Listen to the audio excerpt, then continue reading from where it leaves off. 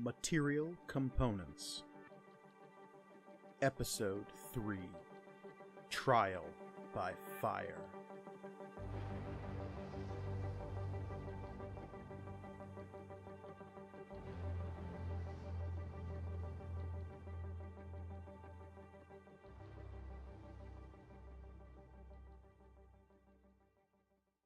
Hello, and welcome to Material Components, the real play RPG show about intelligent items and the adventurers who love them. I am your humble dungeon master, Mike Gorgoni, and joining me, as always, are my stalwart adventurers.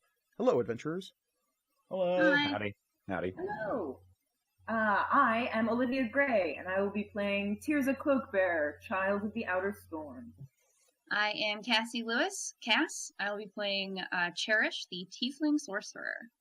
My name is Michael Listman, and I will be playing Sid, the half-elf rogue.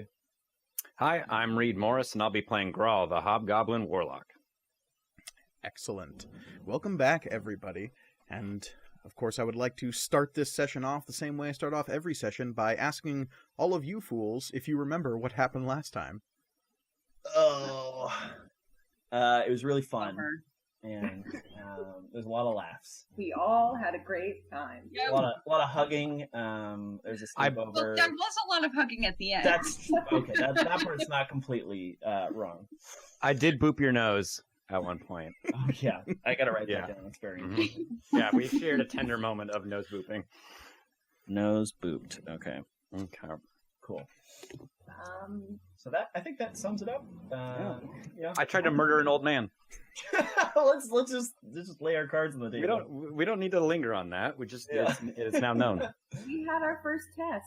We had our first test. The first trial did occur. The Skein Witch put you through some kind of terrible psychological test that you all passed with maybe not flying colors, but certainly vaguely hovering colors. Nobody's dead.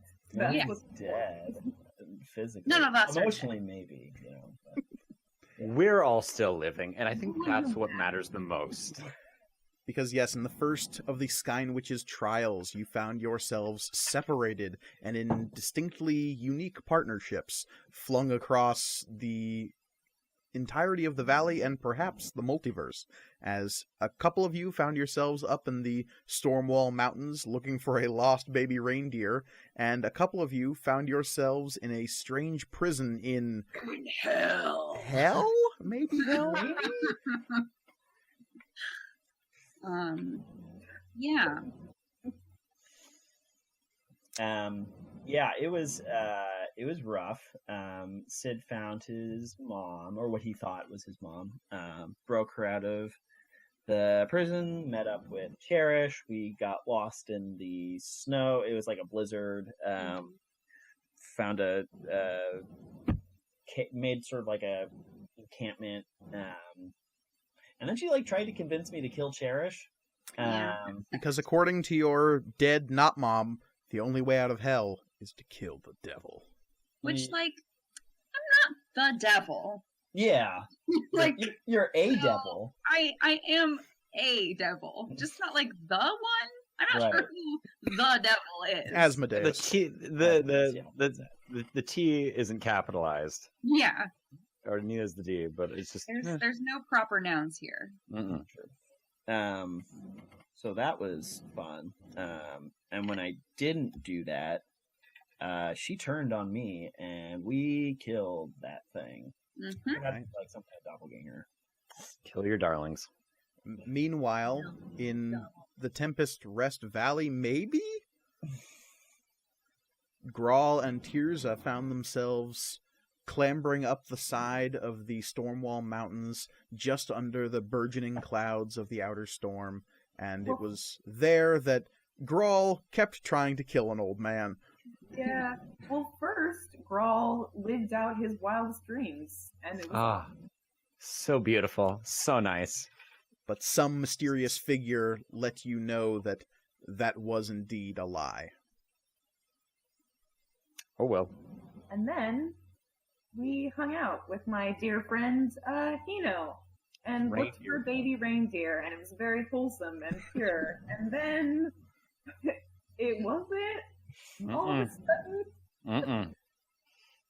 Because Grow- as one of the Jarashir, it is Tears' duty to combat monsters and aberrations that haunt the world, and according to not Hano, Grawl was in fact one of those monsters. When in Racist. fact, not Hano was the monster. The whole time. Hypocrite. Maybe the real Hano was the monsters we made along the way. No. There's something there, Keep digging. So yes, both teams managed to overcome their doppelganger assailants without really all that much trouble. I kind of am shocked that neither of them managed to get a sneak attack off on any of you, so way to go on that count. Achievement unlocked, I guess. Well, I did my absolute best to let that mimic get a sneak attack on me, but Oh, you don't... It was a doppelganger. You're Not very yet. lucky it was not a yeah, mimic. sorry. I apologize, internet. I know I'm tired. Just a treasure chest in the middle of the snow. This will be fine. And it keeps saying, "Come over here and open me." Definitely not a mimic. No. It's so convincing. It rolled a natural 20 and it's great. I have to open it then. It's a very convincing devil box. Yeah. So yeah, after that, you had returned to the mortal world, the words of the Skein Witch still echoing in your ear after completing that trial. Those words being, your second trial comes in a year and a day. Second verse, apparently same as the first. Oh no, it's gonna get worse. A little, yeah. Well, I finished the rhyme in my head. Oh no. I mean, for me, I don't know if it'll get worse. I think it's pretty much topped itself out. But hey, There could be two doppelgangers pretending to be your mom. that would Which almost be one's better. The most fake. No. One has one mustache, the other. So, at the end of the Maker Festival, though, you had all received letters from the old mage herself telling you that if you need any assistance over the course of the next year, all you need do is ask. So, now I ask you, what did each of your characters do over the course of the next year? Cherish had a pretty exciting year. It would have been really great to have the Great Mage's help when Calvin and I got ambushed and kidnapped by cultists. Just kidding! I set all of them on fire! Yeah, so... because this is a podcast, Cass just dabbed a bunch. A bunch. Like an obscene amount. I could dab more. Like it shook the camera. It did. It's because it's... Anyway, so, yeah, we were kidnapped by some cultists who were apparently building up arms for some sort of nefarious purpose. Ooh. And since Kalkin is a pretty well-known blacksmith, yes, maker of weapons and armor and things, they decided to, like, ambush and grab us on the way back to Blue Gulch. And basically Cherish was held hostage in order to make Kalkin cooperate. For quite some time. Yeah, for quite some time, like a few months, at least. And Cherish was really upset and just kind of feeling sorry for herself. And then Maz kind of gave her a proverbial kick in the butt, and she spent, all day, every day that she wasn't sleeping, focusing and trying to be able to cast spells without drawing attention to herself so that she could escape. And she did, and she set everything on fire and rescued Kalkin, and then they went home. It's true. It was awesome. And you spent the remainder of the year honing those abilities that you've learned while in captivity. Yeah. Mm-hmm. At home. And I will say this much, one little added tidbit to this story is that near the end of the year, as Kalkan is preparing to head back to Stormhaven for yet another Maker Festival, with all the added tribulations that your relationship with this festival is now garnering, there is a brief scene in which Jet, having seen your more stalwart resolve towards your abilities, your honing of these magical capabilities, is making note of these things. This half-orc boy who is sort of meekly, sheepishly harbored some deep affection for you, and you shared your first kiss not a year ago. Has once or twice you've noticed him just out there in the desert, smashing rocks with a big hammer. You're not quite sure why. He's kind of an odd duck, but No, he's getting ripped. He's my best friend. But there is definitely a beat right before you leave where Jet's coming back in from the drylands, having crushed a bunch of rocks with a big ol' hammer, and he's just got his shirt tied around his waist, and Cherish goes, "Oh." Ooh. Yeah. This is the most important thing that has happened to any of us. Yeah. I mean, that's true. Here. Yeah. Because Yeah, I don't know if you know Cool. this, but half-orcs are fully physically developed by age 15 or 16. Ah, That's why I chose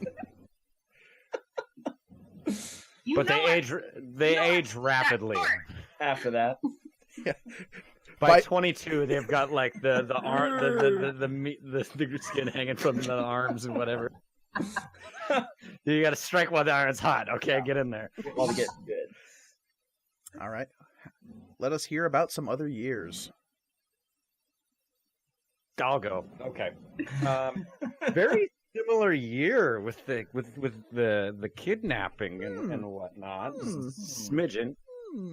But before I get to that, Grawl, having now gained the ability to read and whatnot, went back to the libraries in Old Haven, where he couldn't read any of the books before, and started reading some stuff. Everything, even like children's books. Maybe they hold secrets. Who knows? But on a particularly boring day, heading back to his like, I don't know, I don't want to say hovel in which he was staying, but it was just a very, meager residence. He Shed. was jumped. Yeah, it was, it used to be an outhouse, but it's a nice Recently outhouse. renovated. Yeah, some shelf yeah, space in under new management. Maybe a very small, like, succulent plant in the corner. Yeah, There's a it's sign that says, "Please don't poop in here." yeah. No dumping. Anyways, Grawl was jumped and a bag was put over his head and he was kidnapped. And he was put into a cage and all of his stuff was taken and he was smuggled out of the city by what seemed to be very nice trader people. But there was like, a shawl over the cage so no one could see. They'd just say, "Oh, it's a terrifying beast. Stay away from that." But yeah, Grawl was transported, where is it? North up towards the Enclave a bit.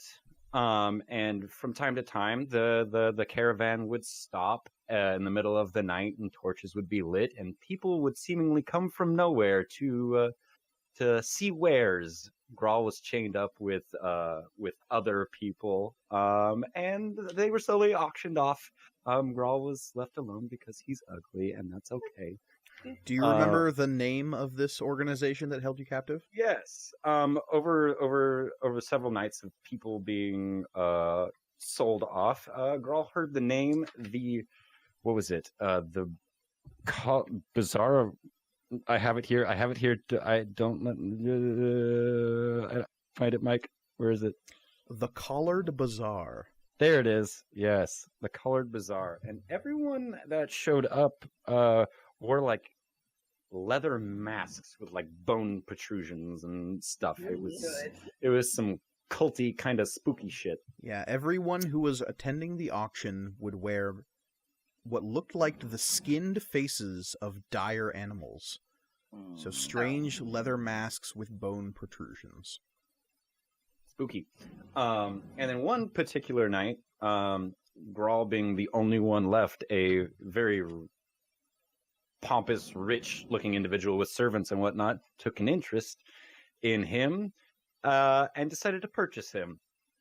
Grawl was sold off to him and added to his caravan, and then one night,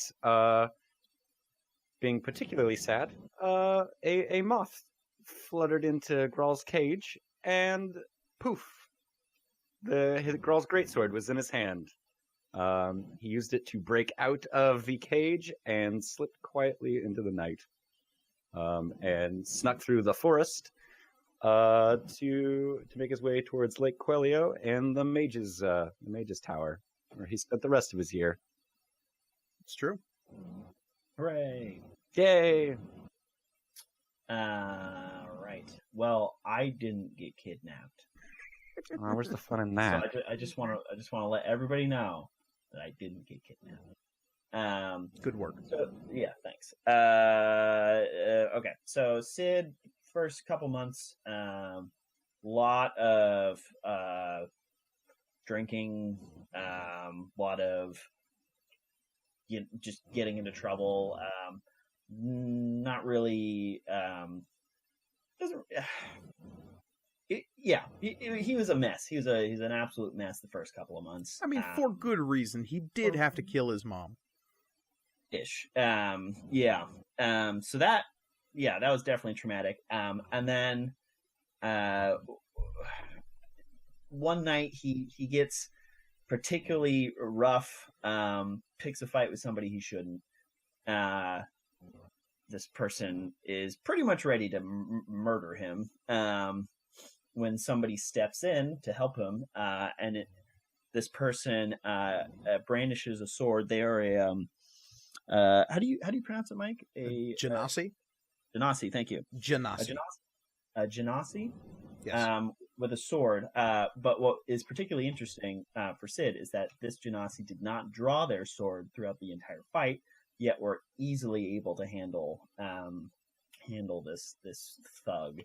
And Sid is not easily impressed by other people, other swordsmen, but he was blown away by just how skilled and effortless they made it appear.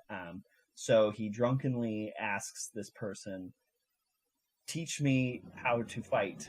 I need to fight." This swordsman turns him away, says, "You're just a mess. Basically wants nothing to do with Sid. Get your shit together, boy." Exactly. So Sid then, to sort of prove his worth, decides to plan some more. He's been sort of helping people here and there, stopping muggings and helping people under the cover of night while wearing a mask. Yes, a little bit. Vaguely cat-shaped. I mean, it hasn't been established yet. He just has. He doesn't really have an outfit at this point. He's just kind of naked. He's completely naked. The ultimate disguise. No one's looking at your face. Yeah.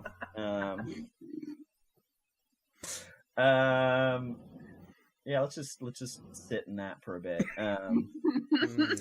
So he plans some a bit more elaborate sort of things to gain some renown. But once he feels pretty confident that I think I've proven myself, he goes back to this person who I believe teaches at the Bard's College or works at the Bard's College. He is a mercenary that works at the Bard's Guild. The Bard's Guild, thank you. Which is, if I'm not mistaken, what part of town? That's the guild part of town, is that? That's in Old Haven. Oh, it's in Old Haven. Oh. Gotcha. He goes to this person, pleads his case, says, those things that you probably heard about. Yeah, all me. I'm great. And once again, this swords master's like, this is vanity. You're doing this to boost yourself. You haven't learned anything. Because I believe Sid has also been using a bit of an alias while accomplishing these deeds. Yes. He is going by the pseudonym of Sidian Emberlight. Totally came up with it on his own, not based on the book that he read as a child and still reads, which is Horatio Emberlight, by the way. The Adventures of Horatio Emberlight. And so at this point, desperate, he doesn't know what to do. He just kind of breaks down, and he explains to the Swordmaster that the reason that he needs to become stronger is that because for the first time in years, he has people that he cares about, and he doesn't want to lose them like he lost his mom. So that convinced the Swordmaster, and he's been training with this person ever since. So. It's true. Yeah. That's cute as hell. And none of you will hear anything about it. Last but not least. Well, sort of. Tirza takes the old mage at her word and writes a letter asking for help from the old mage at the very, very beginning of this continued year. She actually writes letters to everybody. One of the not new duties, but she's, being instructed in the more diplomatic arts of the Jarashir, because she's going out and about in the world, and part of that is being able to communicate in various ways. Be an emissary. Right. She writes a letter to the Great Mage, asking how she can develop her powers without joining the Thunder Guard, which is what Neta is a part of, and is basically the the militant branch of the Jarashir, in that they're defenders, not that they're... Yeah. They are the outward-facing military branch of the Jarashir. They help patrol the valley for threats and aberrations. They answer the call when the Divine Athenium asks for help. They will aid the other Guardian guilds in the valley when defending against large-scale threats. And overall, they help shepherd Jarashir moving between the communities and act as road guards for caravans that happen to be moving between the communities as well. Yeah. And Tirza asks the old mage if she can become powerful and serve her people without doing that, because she has friends now, and she doesn't want to be posted somewhere away from them. But the old mage doesn't write her back. Weird. Yeah. It's super weird. In fact, she doesn't get any letters to any of the people she writes. It's very odd. So awkward, yeah. Would write her back. Super weird. Yeah. Not at all suspicious. No. We have excuses, so, Yeah, I mean... That's true. Yeah. But so she goes with Neta to Kafbari, which is the easternmost part of the valley, and the Eastwood, yes, and starts to take part in the Thunder Guard duties, essentially,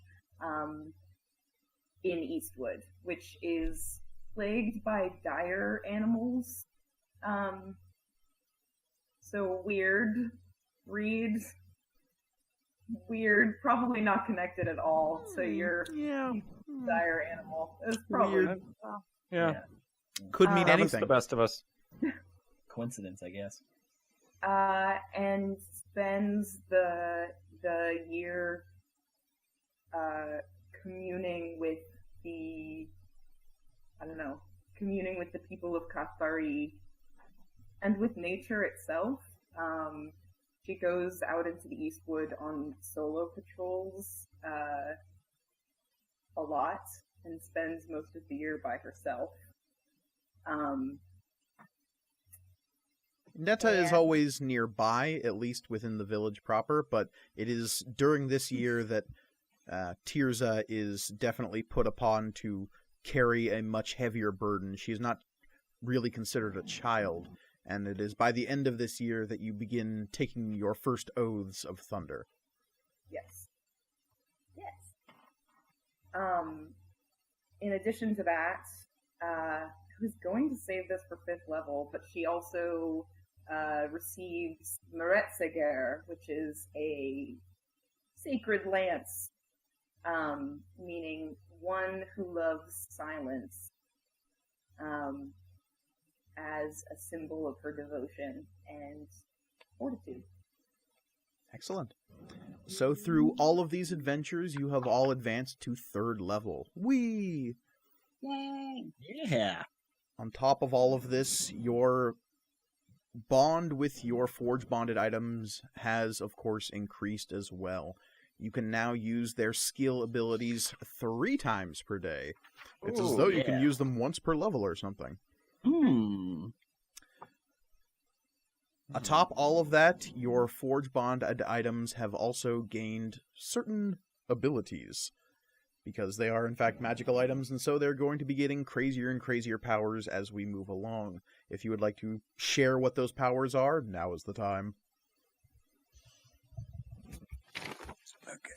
Yeah, Grawl, your SOL. That's okay. Before we get into that, I should also note that one little detail about my excursion into being kidnapped. The man who purchased me wanted me for something that sounded like the Great Game, some sort of like what Grawl can guess is some ultimate sport kind of thing. So, who knows?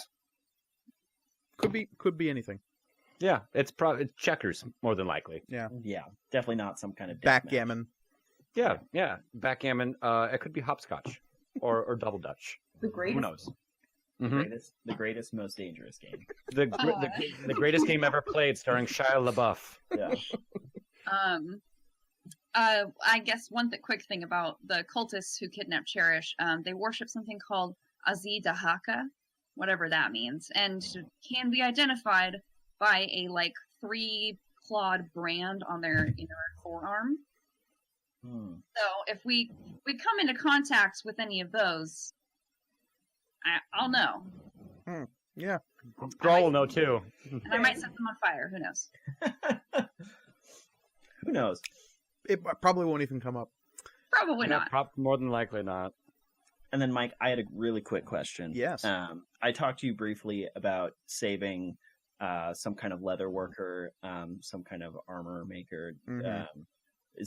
Did you want that to be perhaps like this year, or should I am assuming that occurred within your first few outings as Sidian Emberlight. Sure, yeah. It's a great name. Very good. Yeah, I'm pretty happy with it. Okay, cool. Who's So that guy? he has a outfit that he wears specifically as Sidian Emberlight. Yeah, You have your guy in the chair. I have my guy in the chair. Cool. Just want to make sure. You guys are adorable. So yes, your forge bonded items, Tirza. How has your bond with the old man increased? Well, he still doesn't like me that much, apparently. But I have picked up the Druid cantrip, Druid Craft. Nice.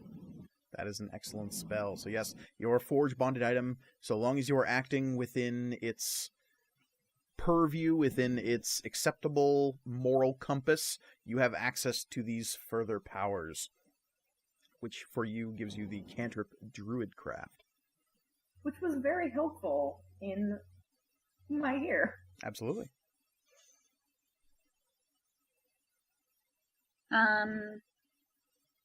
So I mean, tell me if this is not correct, but Maz was probably pretty upset with Cherish when she was feeling sorry for herself and having a big old pity party, which it's fair to some degree. But then Cherish kind of I'm not searching for a metaphor, but I can't do it. Just started like hitting her nose to the grindstone. That's one. And like getting stronger because Maz was like, no one's coming to save you, and if you don't save yourself, you're going to die. Pretty so much. I think their relationship is maybe better than it was.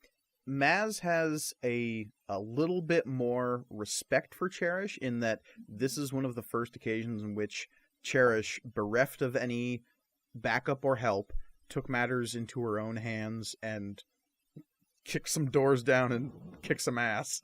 Okay. Yeah. And so, Maz seemed to be very, very approving of that. Yeah. So what Maz can do now is stores 5 extra sorcery points that can be used over the course of a week, and they recharge after a week. This is true. So you have this little bonus pool of sorcery points to play with. So I would say that Sid and Stormpiercer, it's getting, their relationship's getting better because Sid's doing less selfish things. He's acting a little bit more selflessly, but there is still, they still have a bit of disagreement as far as like what they consider a crime in some instances. Like say a wealthy person is walking down the road and they're like, "Oh, look at me and all my money." Sid doesn't think it's necessarily crime if they don't have their wallet anymore because It's not. They have so much money. What do they need? They have plenty of money. So there's still some disagreement on the finer details of morality here. Very simple thing. But the ability that Stormpiercer gives is as long as the fight that Sid is in line with Stormpiercer's moral compass, I can add my charisma modifier to my damage. That's true. So we will see how often that actually happens. Well, so a year has passed. You have all become stronger, more capable, perhaps growing a little bit, both physically and emotionally. Olivia, you had something to say?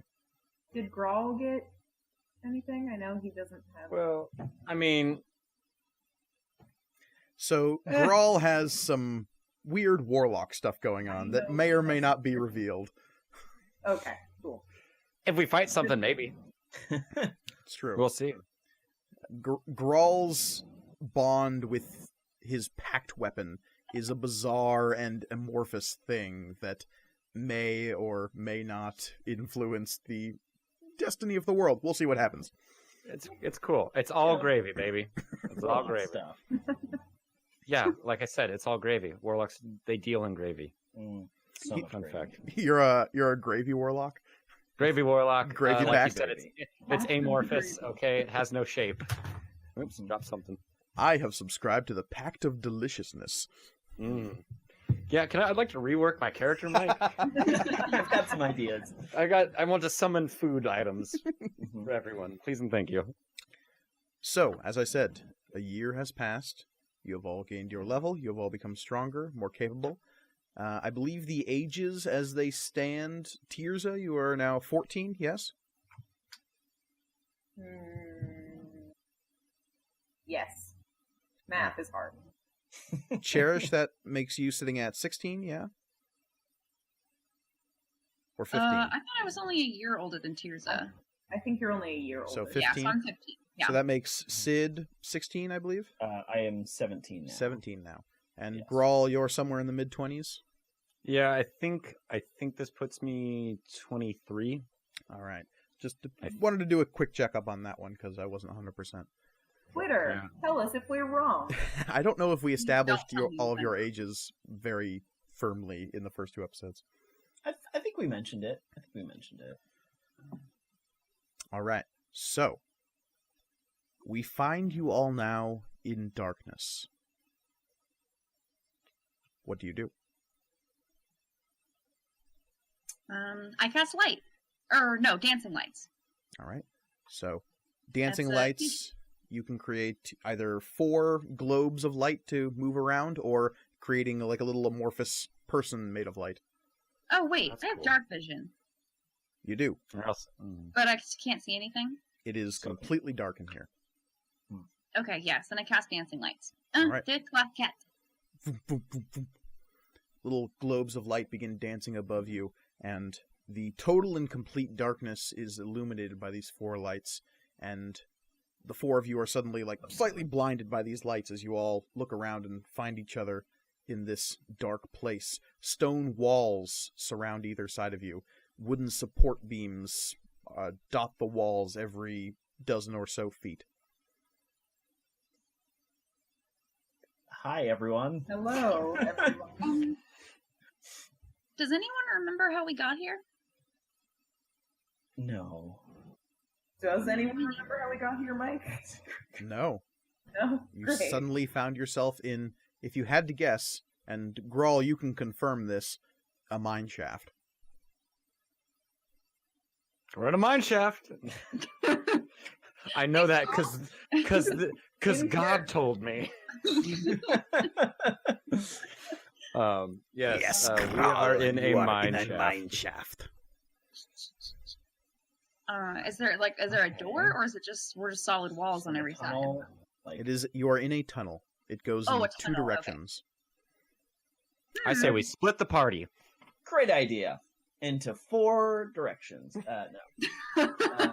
2 stay here. Be 3 parties.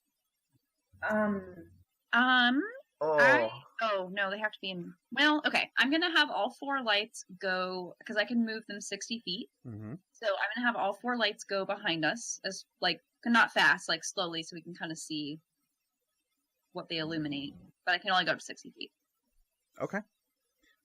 So when you say behind us, The way that we're not facing.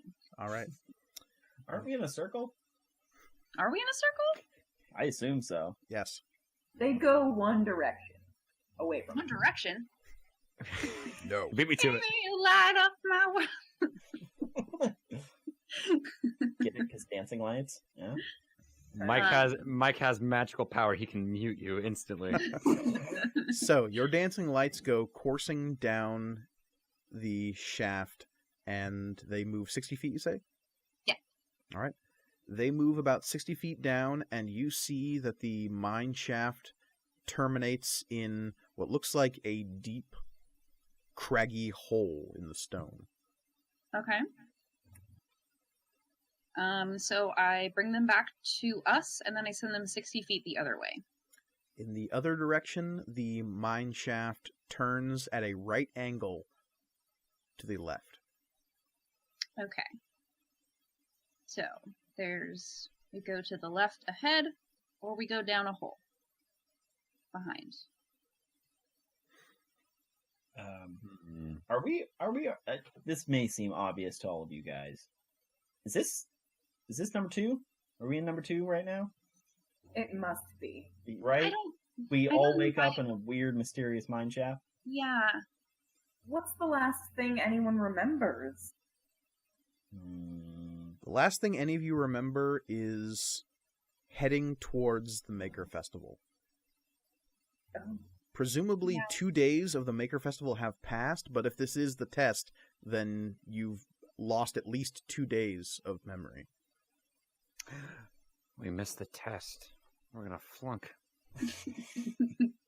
Yeah, we were on the way to Stormhaven, but yeah, other than that. Well, that's weird. Okay.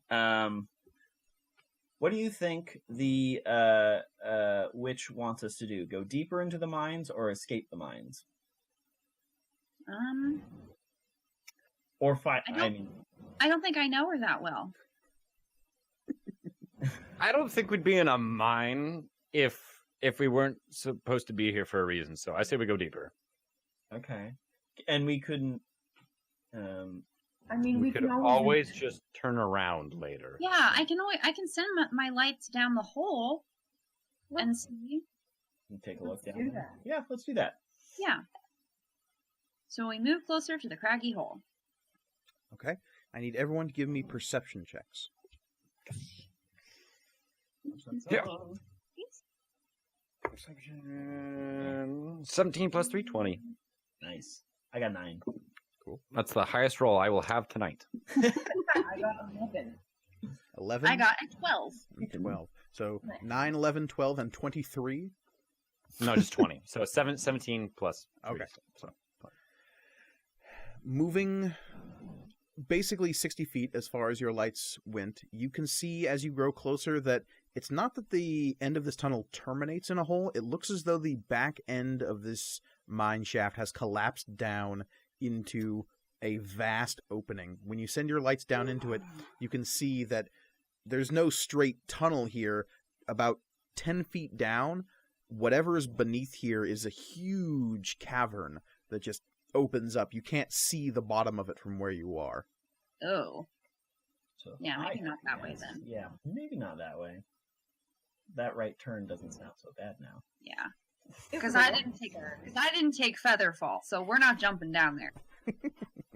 I mean, I got rope. You can propel down. That sounds cool.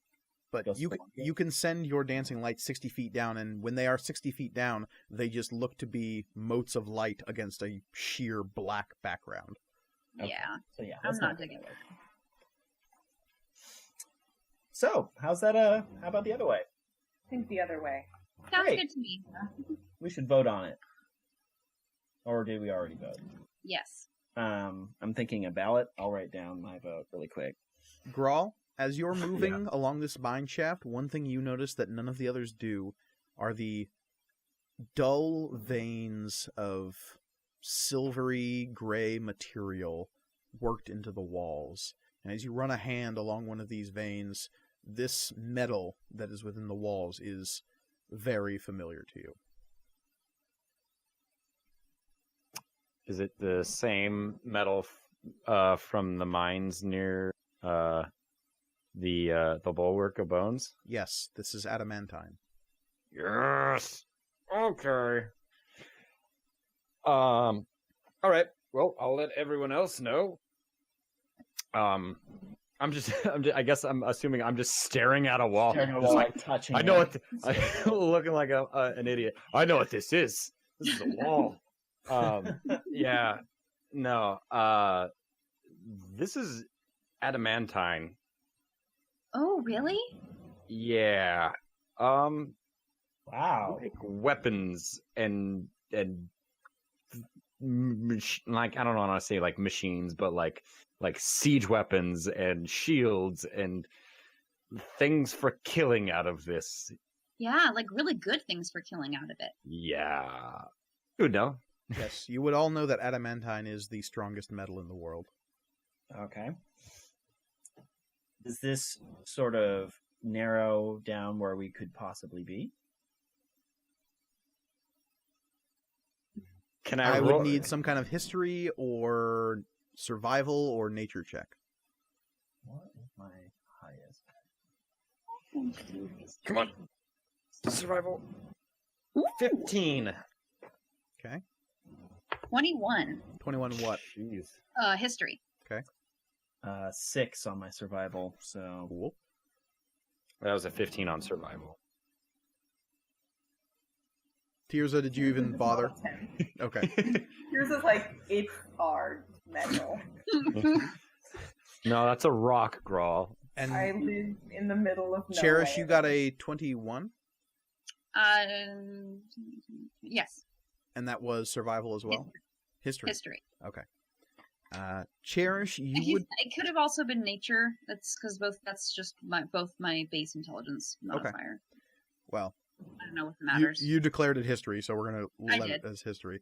I You did. would know that, historically speaking, adamantine can only be found in mines beneath the storm wall. So that definitely narrows it down to the perimeter of the valley. Okay.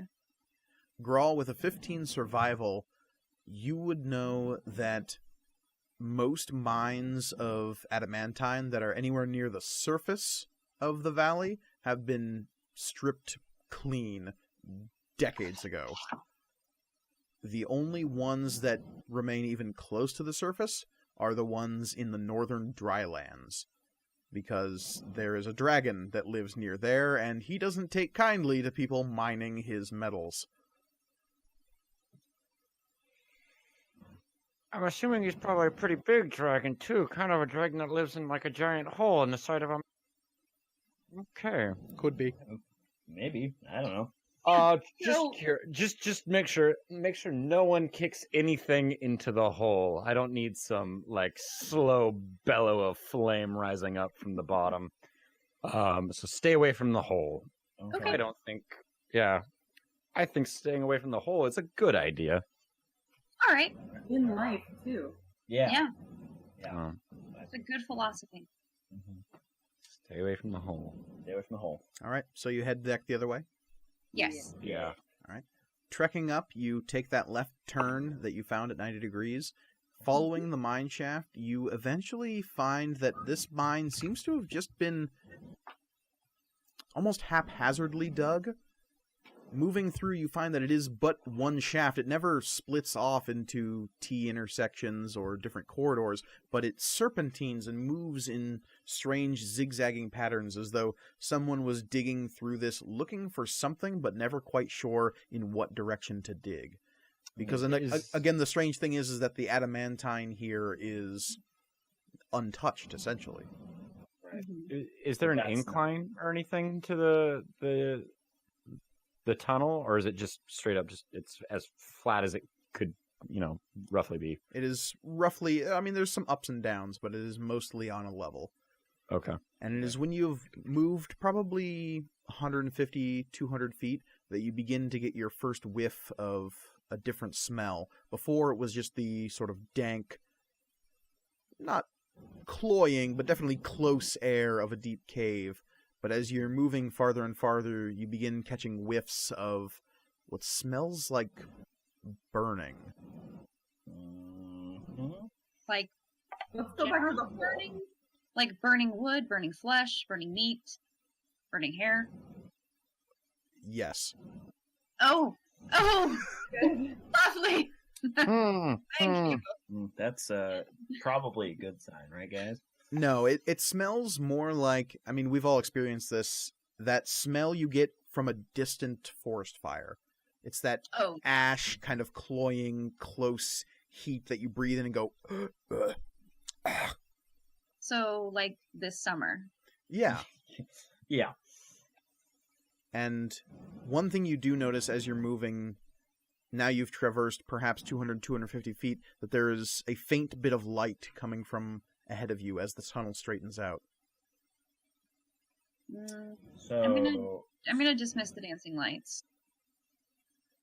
it's a good idea. And once you do that, you can see that the light ahead of you is a dull, flickering red. Like a fire. Whoa, why don't I sneak up ahead? That's a good idea. scout it out? Okay, cool. I would like to do that. So let's roll it. Go get him, champ. 26? For stealth? Yeah. Nice. So, Sid becomes lost in the deepening shadows ahead of you, and creeping forward, the light becomes brighter and brighter, Sid, until you are coming to the exit of this mine.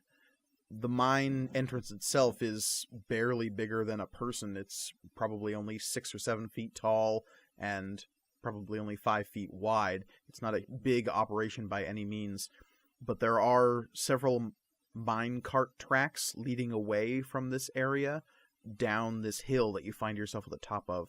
Behind you is a massive mountainside stretching up into the horizon. You find yourself at the base of the storm wall, it seems. But around you is an inferno. Probably 200 feet to your left and 200 feet to your right, you see roiling walls of flame crackling through blackened pine trees. Oh yeah. Can I try and see if there's like any possible path that I can take? Directly ahead of you it doesn't appear as though anything is on fire. Okay. But as you look to the left and to the right, you see what looks like almost just barriers of burning forest. So it's That's like the kill box. Don't go there. so it's like straight ahead, basically. Is Yeah, but you have probably like 500 feet to work with in either direction before you Okay. hit fire. Great. Like, the fire is obvious. You can see the fire. It's just that right. It's not. it's not Right. super, it's not right on top of you. You can feel the heat. It's that close, but that's just because there's so much fire. Right. Can I like kind of peek my head out and like kind of look around, see what I can see? Okay. Give me a perception check. Okay. I got 13. Okay. In front of you, you see a low forest of black, almost petrified pine trees stretching off into the distance.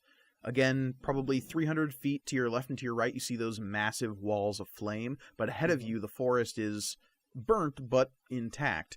There are trees perhaps every 5 to 10 feet in the like low, clustered, burnt-out forest. Okay. Just to the south, as the descent starts and it becomes a low incline hill, you seem to be at the top of some kind of hill.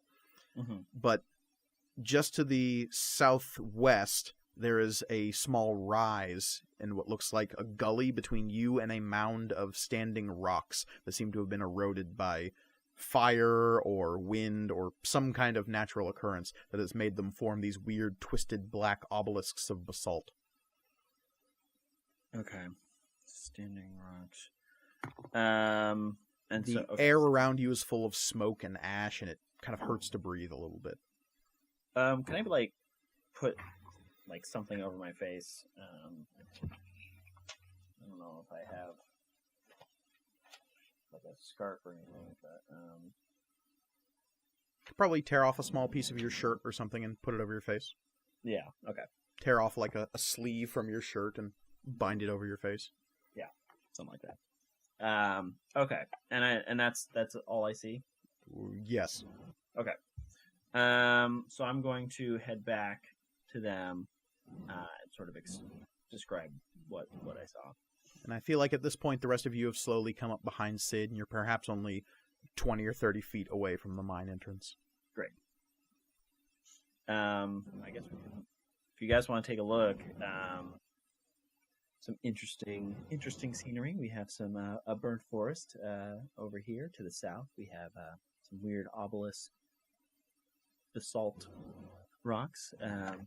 Plenty of options here. Wall of flame. During this whole thing, Grawl is going, ooh, ah, but he's doing it very sarcastically. So, since we are looking south from the storm wall, and there are a lot of things on fire, and we pine specifically, can we make a leap without having to roll that we are super in dragon country? It wouldn't be that big of a stretch. Okay. Specifically, Grawl and Cherish, you would probably know this better than most because you've spent time at the Old Mage's Tower. Just north of her tower, let's bring up our old friend the map. The map! Hey there, map.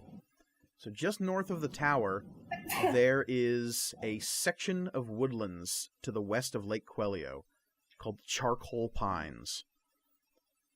As the forest moves away from the lake, it becomes this burnt-out, desolate stretch of petrified woods as it seeps into the dry land. You know it's like that because this red dragon that has taken up residence in the northern bits of the drylands don't cotton to no greenery in his territory. Okay. It's a little unreasonable, but that's fine. So you could make a safe assumption here that you're somewhere in the Charcoal Pines. Maybe at the very northern edge of it if the storm wall is behind you. Yeah. Which is way deeper into dragon territory than most people are comfortable going. Yeah.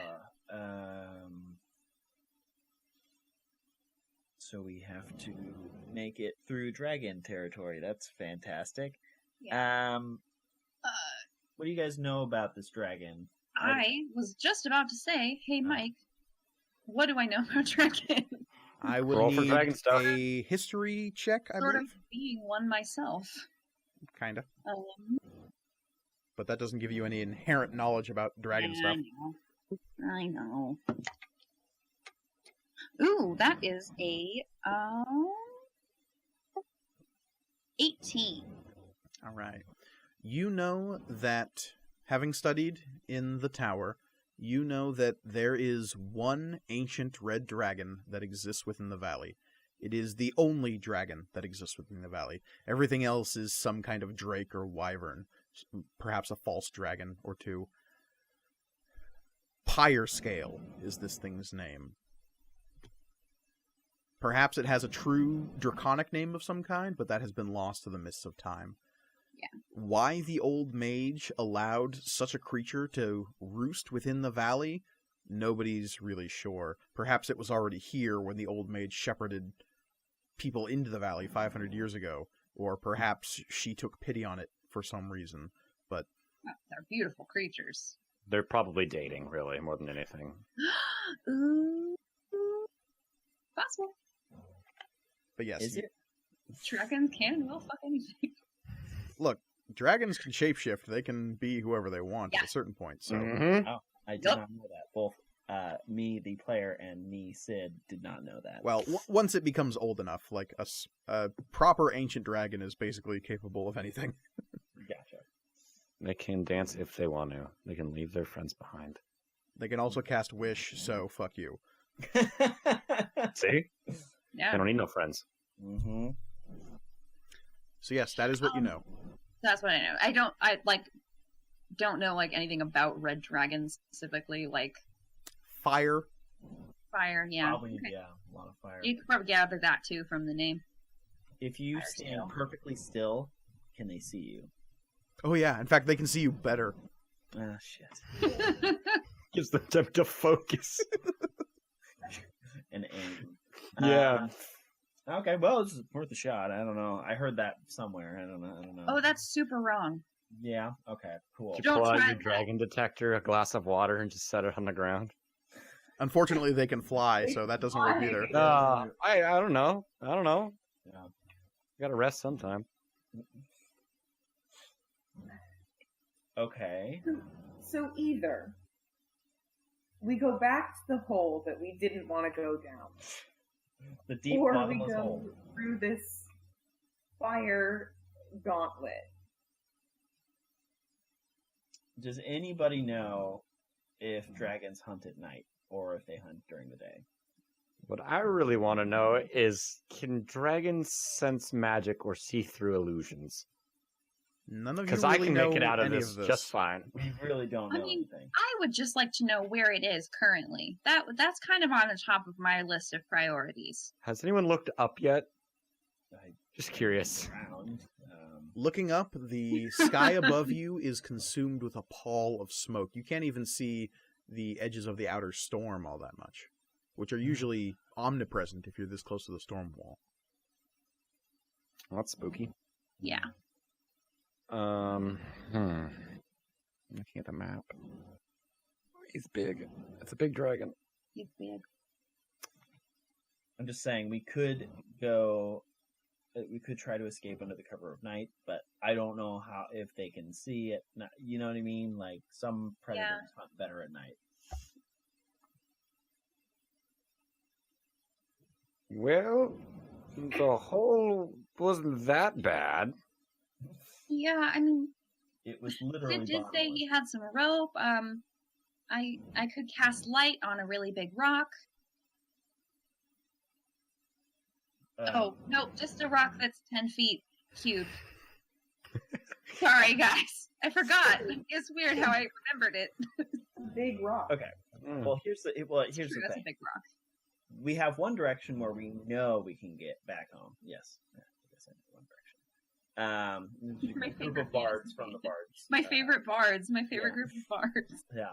I have their poster on my wall. Yeah. I heard they broke up. No. They went Yeah, their own they're ways. pretty They went different directions. Yeah, now they're cardinal directions. Oh, God. We have one way that we know can go home. Mhm. We have another way that just goes seemingly endlessly down into the earth. So, I mean, yes, this way has a dragon, but it is not home. And so around you, this little mine area consists of a couple of minecart tracks moving south down the hill. And those are to your left. There are no carts visible. Damn it. To your right, there is what looks like some kind of sluice system that is built into the cliff face behind you. Presumably there is a lever or something somewhere that releases water that lets them shovel dirt and other detritus into this sluiceway that washes it downhill somewhere. You see that the sluiceway leads away towards that gully to the southwest. And we don't see a lever anywhere. I would need some kind of investigation check to find the lever. I will. Hold the lever, Grunk. Why do we even have that lever? I'm investigating with advantage because I'm using the old man. All right. I got a 14. I got a 2 and a 1. Well, good thing you used that advantage. Now you know how it feels. Sid, Yes. you find 3 levers. Oh, okay. You don't know what any of them do. How far away are they from the... They're all somehow tied into this mechanism. You just don't know what they all do. Oh, I just meant, like, distance from the entrance of the cave. Oh, they're like right next to it. Okay, great. Okay. Is he out in the open, though? Like, he's outside of the cave? He would have to leave the cave entrance and like come around the side and be just under the primary mechanisms of this sluiceway, and you find basically a console with 3 levers on it. Well, he's got the highest dex score, so I say let him go. Oh. I want to run back to the hole. How far back is the hole? Like, to the hole. Yeah, Like- down the mine shaft. Yeah. Okay, so you want to run 300 feet back down the mine shaft to that hole you found. Yeah, because I want to make an Arcana check with advantage. Olivia reminded me of that. I was like, oh damn, that's like the first thing I should have done. So rather than running all the way back to the hole, we'll say in retcon that you did this back then. Oh, okay. Well, that's a 5 and a 6. It's a hole. So it's a 10. A deep hole. Okay. Nothing magic about that. Mm-mm. Okay. Damn it. Oh, God, we're so good at this. I know. It's almost as if we're only level 3. Okay, I guess I will sneak around to the console. Okay. Everyone Yeah. give me perception checks again. Come on, baby. 8. That's a 10. 6. 6. Excellent. So 10 is our highest roll here. Yay! I'm trying, okay?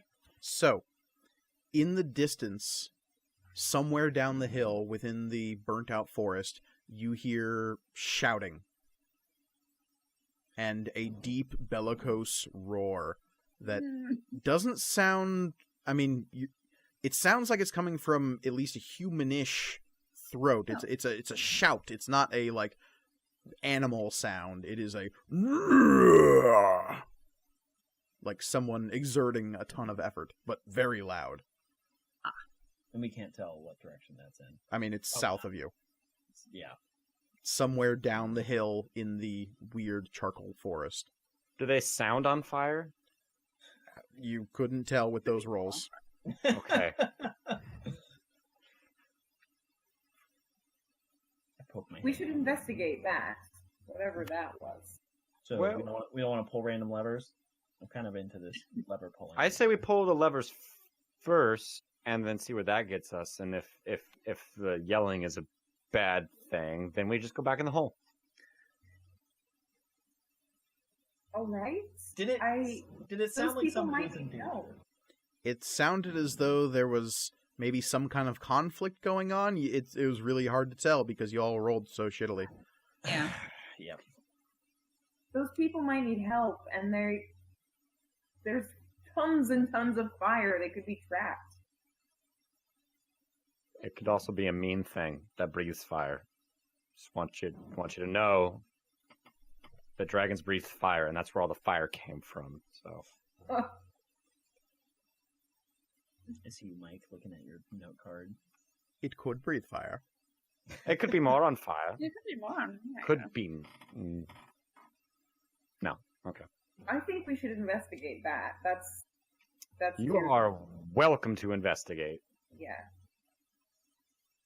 Fine, let's go investigate the screaming.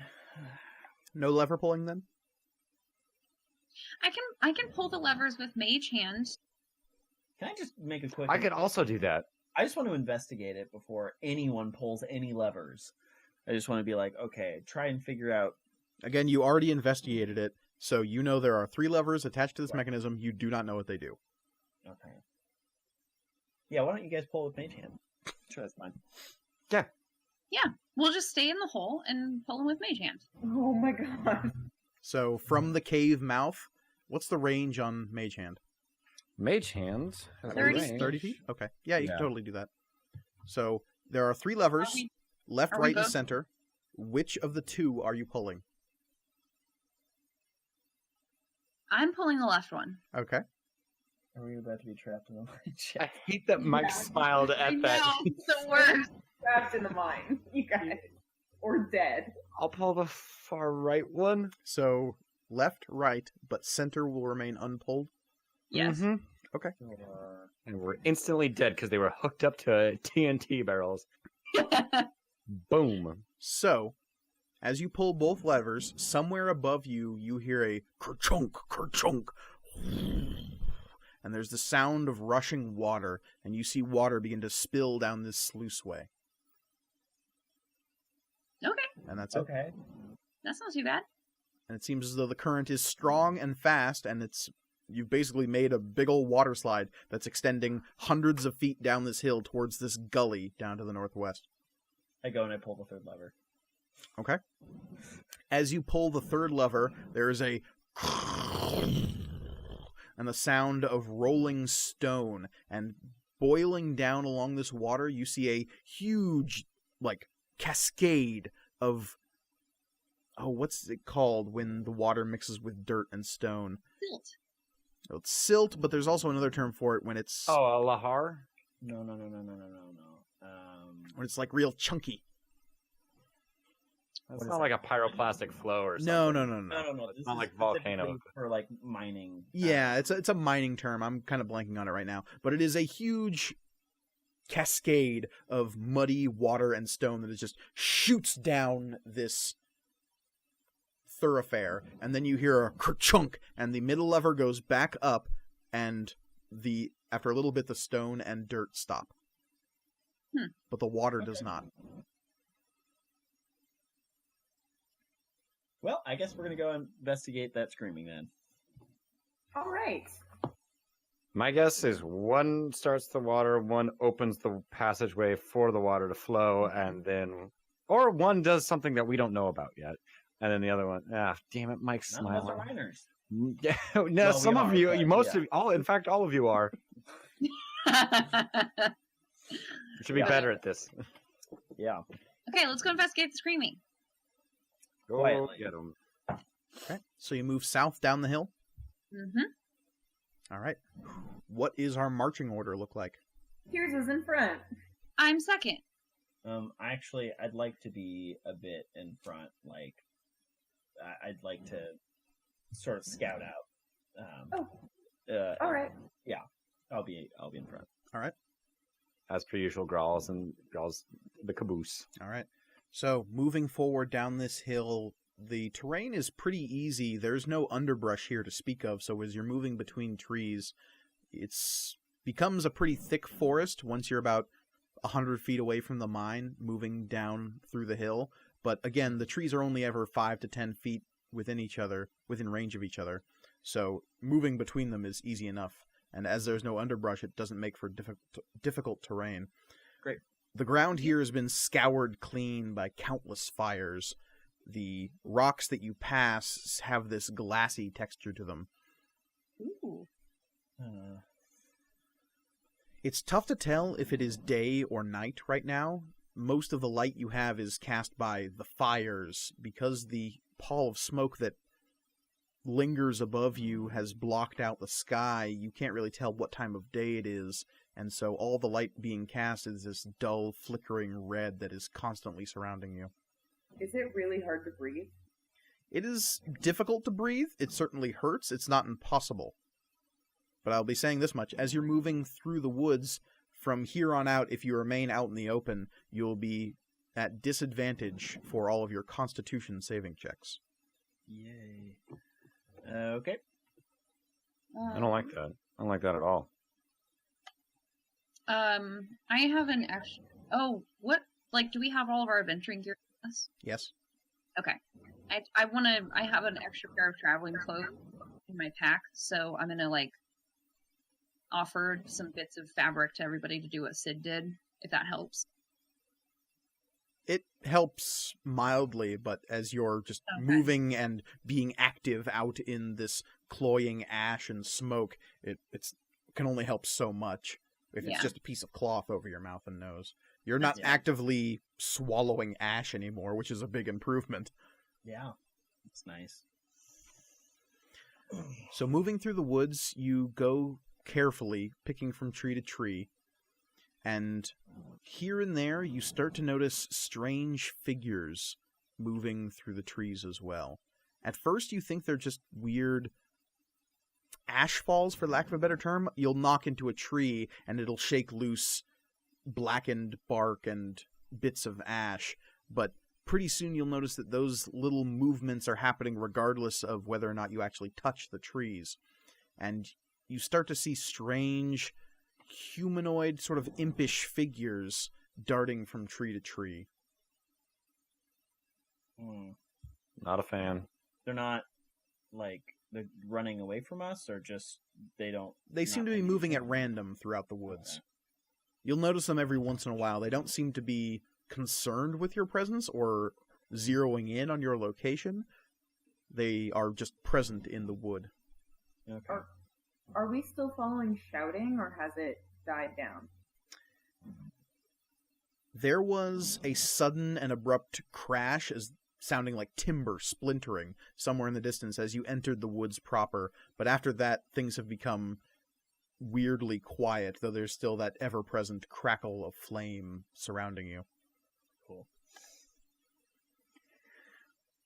Alright, I guess we just keep bad. going. Yeah, it's not great.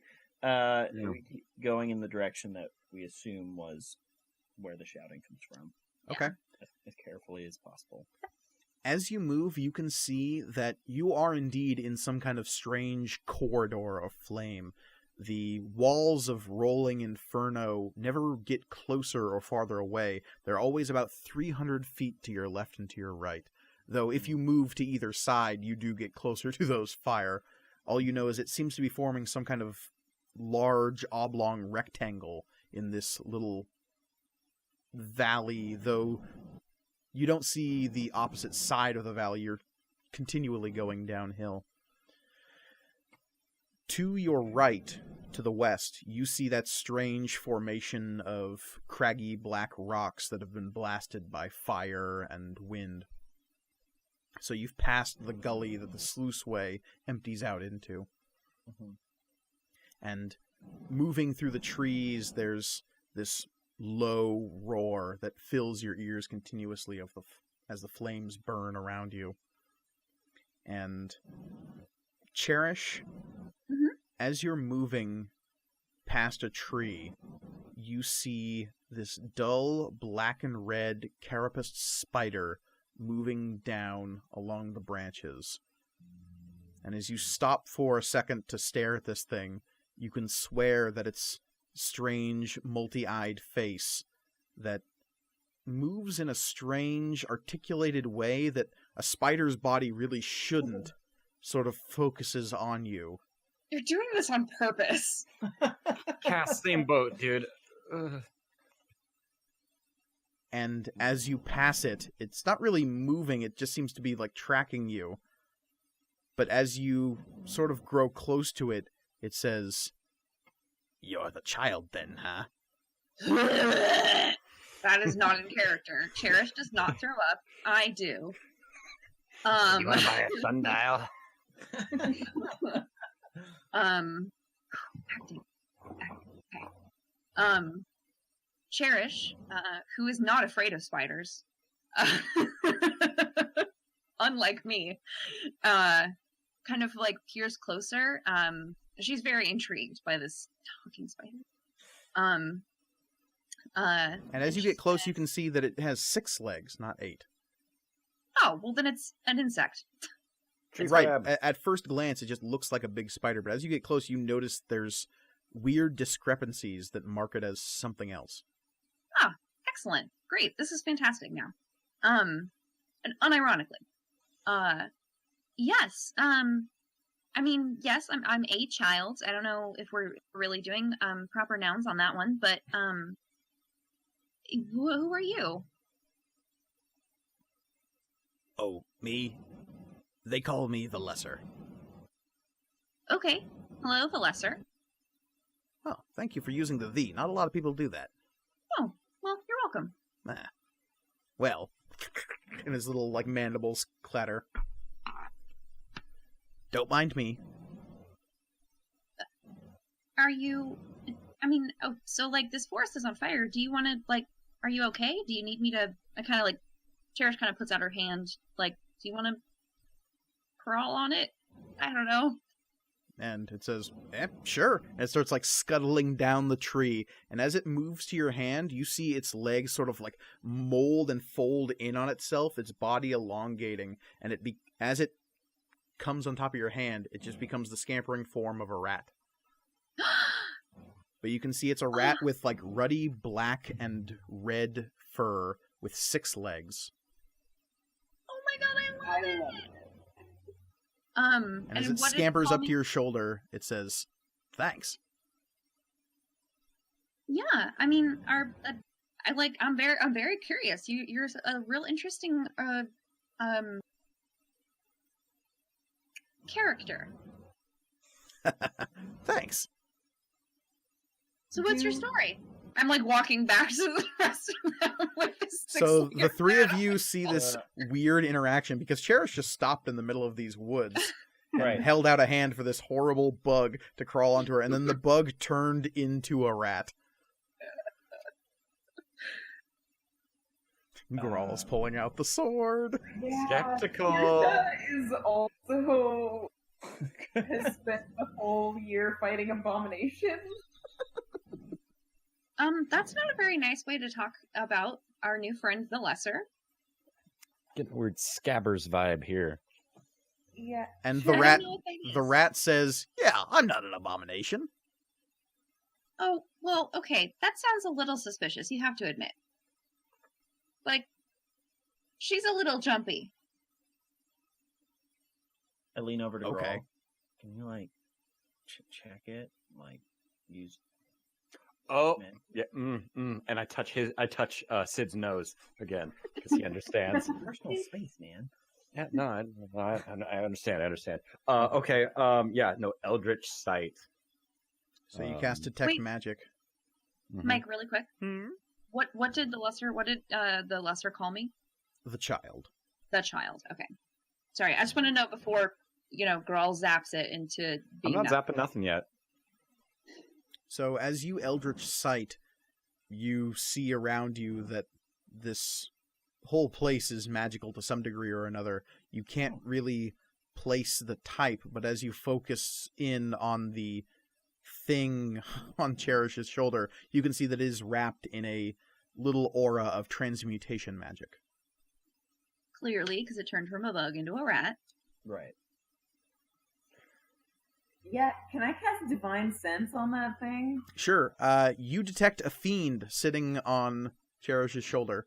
Great! I'm gonna pull out my lance. Hey, Tirza, what do you see see for me when you turn on your divine sense? Is Cherish also Does Cherish also read as fiendish? Yes. Yeah. So there you go. Tirza Fair pulls enough. out her lance. No, Hey, it's a 2-for-1. Get them both. kill the devil. Yeah. First. Oh, Okay, and we could hear it talking? Oh yeah. Okay. This might be an insensitive question, but why is your name the Lesser? Ah, well, it's a whole hierarchy of the Hells thing. I don't take it personally, The Hells? but yeah. Yeah. I mean, it was a bad time, but when you were the last test, Yeah. I told you about. Yeah. Yeah. There's 9 levels. Are we and what? in one? Oh, no. But you were close, so, we got sent here, so it's a living. Wait. We? Oh, yeah, me and the boss. The Graders? The boss. Oh, I mean, if you want to meet him, and he, like, with his one little rat paw, points down to the southeast, I mean, you could head to the other end of this little box they've got you trapped in. Oh, well, we were going there anyway, right? We're trapped. Sorry, lots of information. Mhm. Who we're trapped here? Who trapped us here? What's I'm not quite clear on all the details. That would be for the boss to. All I was told was, y'all were gonna be close, so we were sent here to observe whatever is going on here. I'm not 100% sure on what that is. Okay. So you have a general idea of what's going on? No, I have no idea what's going on. All I was told is you would be closer than normal, so we were sent to observe. Okay. All right. How long have you been here observing us? And he like looks down at his little rat wrist that doesn't have a watch and says, I don't know, like 40 minutes, 45 minutes. Which is about how long. Good enough for me. Yeah, that's when about the time you woke up. Okay. So then we have somebody who can tell us what's going on, And aka the boss. I need everyone to make perception checks. Fun fact, guys, I hate this. 20! Not a nat 20. Yeah. Just- 30-20. Dirty. Dirty 20. Dirty. 15. 13. I don't notice jack shit. What'd you get? One. So, Sid, you're very much engrossed with whatever the fuck is going on here. Yeah. As are you, Tirza, quite frankly, because the whole fiend thing, I mean, No, I don't like this. but Grawl, as much as a weird talking rat sort of skeeves you a little bit, you know you're in a crazy dangerous scenario, so your heightened hobgoblin senses are taking in the world around you with a much keener degree of accuracy than any of your fellows. Yeah. So you notice the strange tremor that runs under your feet before anyone else. And you turn before the rat even manages to point and say, well, you could also ask that guy.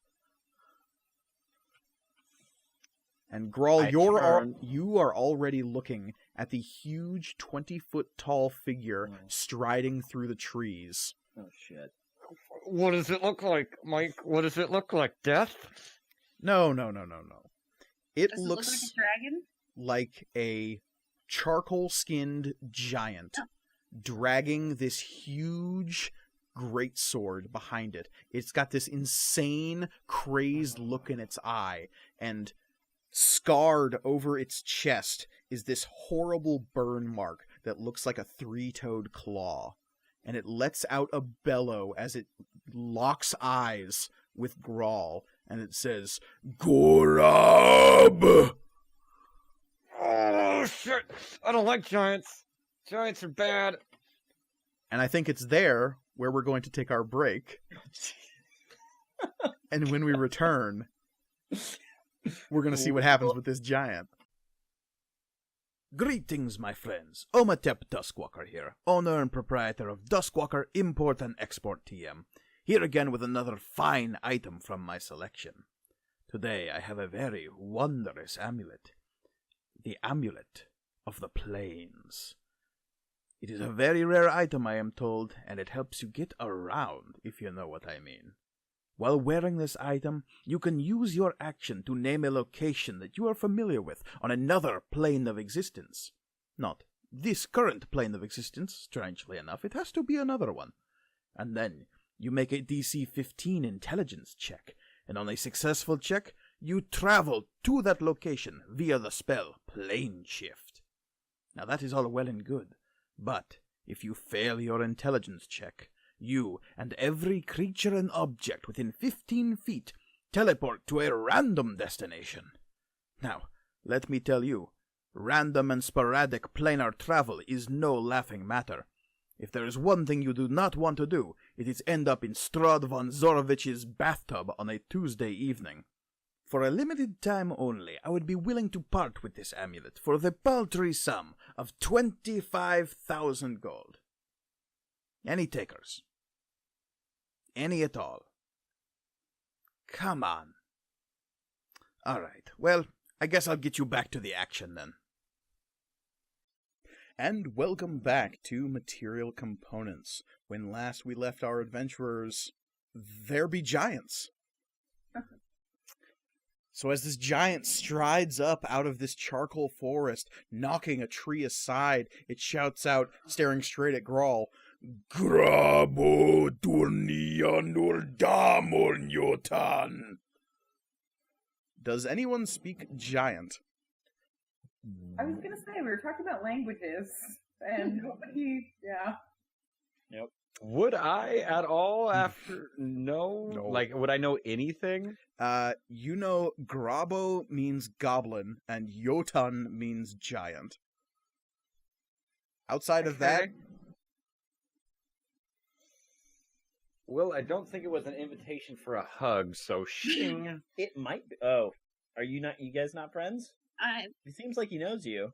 Yeah, I'm it going seems to like need initiative rolls from everyone. I was gonna say I didn't actually end up picking another language, but I don't know if I can just be like, "Oh yeah, it was giant." I don't know if that'd make any sense. No, fuck me. That's plus Dex, yeah. Yes. So, Got a Yeah. hold up.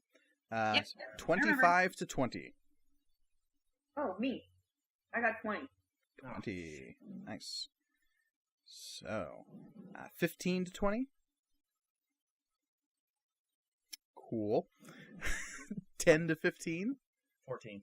14. I rolled very poorly. 11. 11. And 5 to 10. I don't want to talk about it.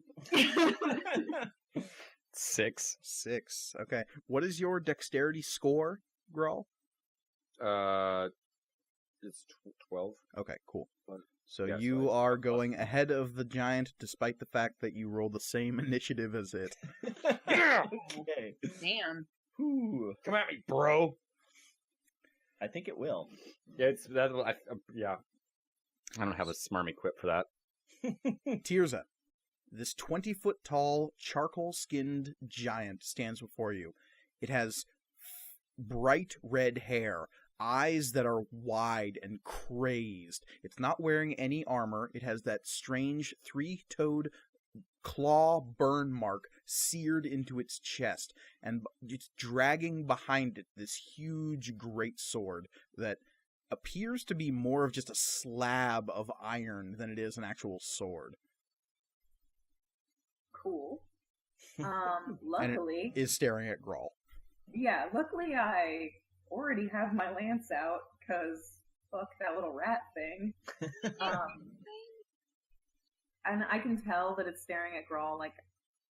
Yeah, and it has something in its left hand that you can't see, and you're pretty sure it's winding up to throw it.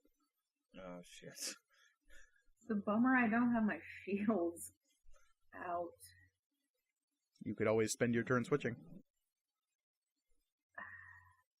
How close am I to Grawl? You're all pretty much right on top of each other, within 10 feet of each other. Cool. I'm gonna do that. Okay, so you're going to stow your lance and pull out your shield. Yep. And if possible, like, I'm gonna try to step in front of Grawl. Yeah, absolutely. Or maneuver myself in front of him. All right, cool. How Sid, far away did you say it was? it is about 30 feet away from you all. Okay. Sid, That's 30 feet. It's good to know. I just want to double check. Oh, did I not write down disengage? That's bad. When I use disengage, it just expends the rest of my movement. Is that correct? disengage lets you move without provoking opportunity attacks. The Gotcha. disengage itself doesn't actually use any movement. Declaring the use of disengage simply means if you move after that point, you do not provoke. Okay. And we lost Lisman. He had to think about it. He really had to think about it. With oh, Just the website just crashed on me. Ah. Okay, but I'm back. Your camera is not on though. Yeah. Oh god, you stupid. There we go. Hey, here we go. Okay. Can I tell that it's winding up at Grog or Good crawl. Different podcast. what's my name, friend? Very close I just friend. We imagine you- almost died together. taller and more muscular? I don't know. More drunk. More drunk. more Grog is drunk. my drunk persona. Your drunk persona, yeah. So, from where you are, you cannot see what it has in its left hand, but you can tell that it's getting ready to hurl it at Grawl, yes. Okay. Or at least in Grawl's direction, which is kind of towards all of you. Yeah, I'm going to sort of step diagonally away from Grawl. Just a little fair. bit. I want to get maybe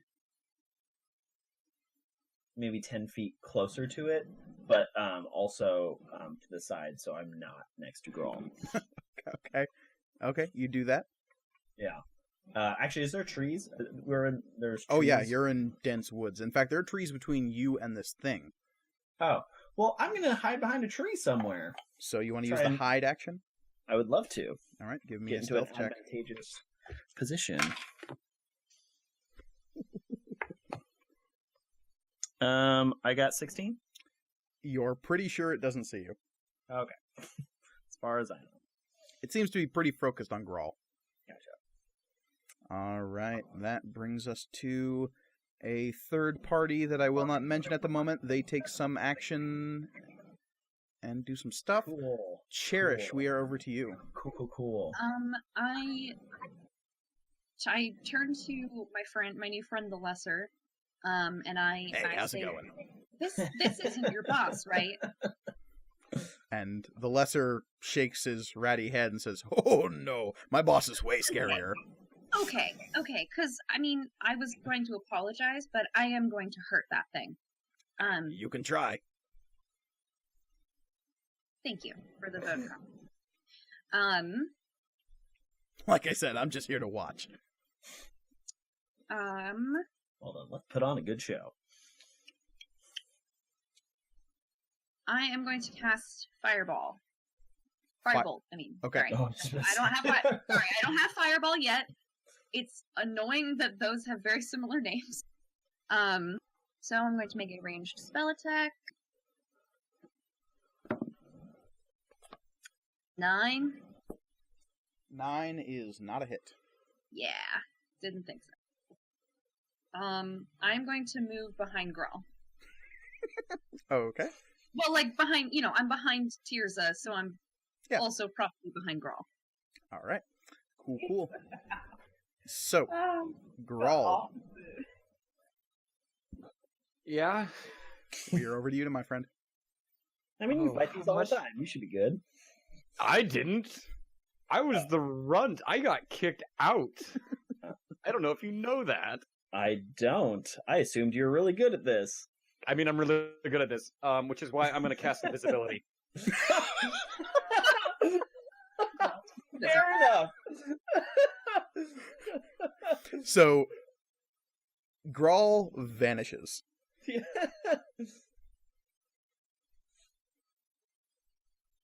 What do you do? Anything after you cast invisibility? Or do you stay where you are? I'm assuming that so we've got two people standing in the middle. Sid went off to like one direction at a diagonal. You're or not whatever. sure where Sid got to. He stealthed off somewhere into the trees. Well, if I was to draw this on a piece of paper, I'm going to go off in the opposite direction and hide behind a different tree, kind of sort of like in what would eventually, as the giant comes towards us, a flank kind of maneuver. Okay, sounds good. So, Grawl vanishes, and then you don't know what happens to him after that. The giant, confused and not really sure what's going on, will hurl its payload regardless at the position where last he saw his hated enemy. And, Tirza, you are currently in the way of that. So, let's see. Oh, goddamn. So, fun fact, Reed, you just screwed me royally. I was trying to protect you. And you're going to do a good job by being a sweet tank. Hey, so, Mike. Am I the target? The space behind you is the target, but whatever is being hurled is going to move through you, so effectively, kind of. So, the reason I ask that question is because I have protection fighting style, and I am using my shield. So, Well, do I impose disadvantage? I will say this much, this creature already has disadvantage due to some stuff that you don't know about, so yes. Perfect. That's all I needed to know. Throw away, giant.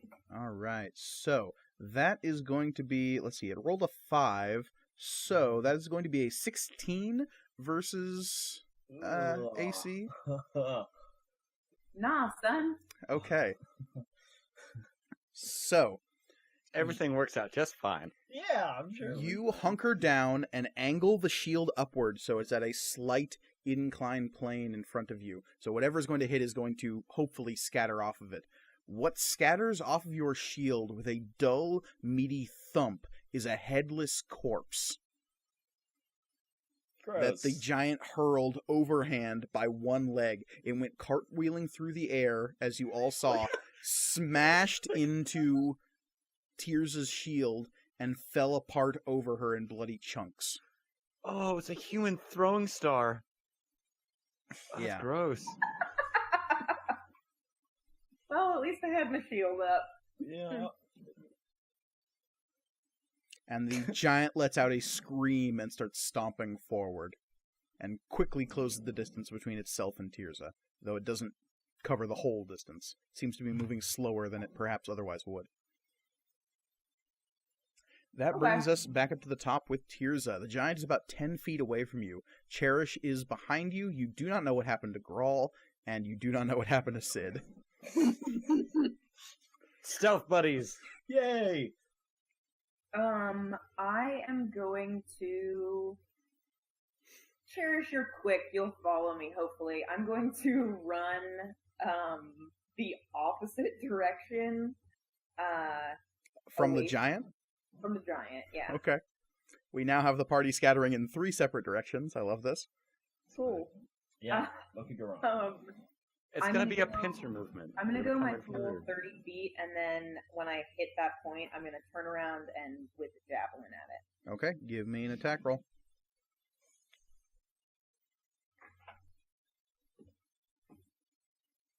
$19. 19 will hit. Give me some javelin damage. 4. Sweet. So, like a toothpick embedded in a person, this javelin embeds itself in the pectoral of the giant, and it doesn't even seem to notice. Cool. That's about right. You're pretty sure it did full damage, it just, compared to the bulk of this thing, it doesn't care. Yeah. That brings us to Sid. The giant is now parallel with you. Great. I'd like to attack it from behind, as it were. All right. You know, that old rogue thing. So you want to come in from behind and try to attack it. Yeah, I want to attack like it's like an Achilles tendon, essentially. Okay.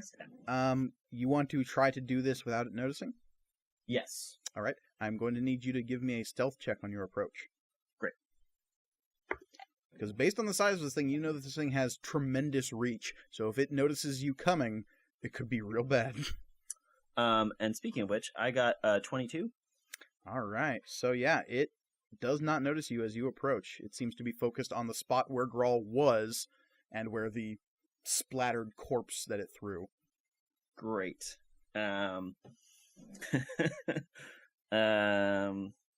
Cool. So yeah, I'm just going to attack. I have advantage, I believe. You do? It does not notice you coming.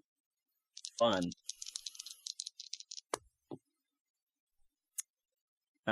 I got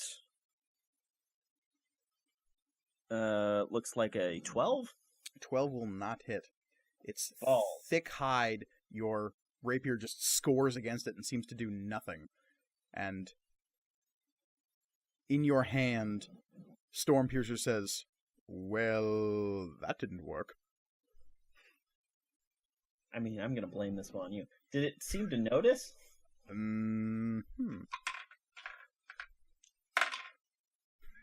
No. Okay, great. I'll stay right there. Just like It seems completely oblivious of you. as soon as Stormpiercer says something. Give me a perception check really quick. Sure. 15? You see that this thing is dressed in a filthy, gross, leathery loincloth of some kind, but it has a belt. Attached to the belt is several large pouches and 2 skulls and 1 fairly fleshy head. And it's a head that you recognize. Oh God, who is it? At the end of last year's test, there were 2 human individuals that seemed to have been broken by the experiences of the test. The face attached to the belt is the human male that just stared blankly at the end of last year's test. And that face is still trapped in a rictus of pain, and you can see the horrible bite marks and some of the dripping saliva, and it looks like this head got bitten off. I just kind of, I think I found the head to that body. That brings us to another third party. They will keep moving. And yeah, let's see. All of you hear in the distance someone shouting, "This way! This way! Away from the giant!" Probably smart. I think we got I'm him. already doing that. That brings us to Cherish. I am going to cast Misty Step as a bonus action, Okay. and I'm going to teleport myself to 30 feet behind the giant from Okay. where I was. Okay. So you are about 15 feet behind Sid. Okay.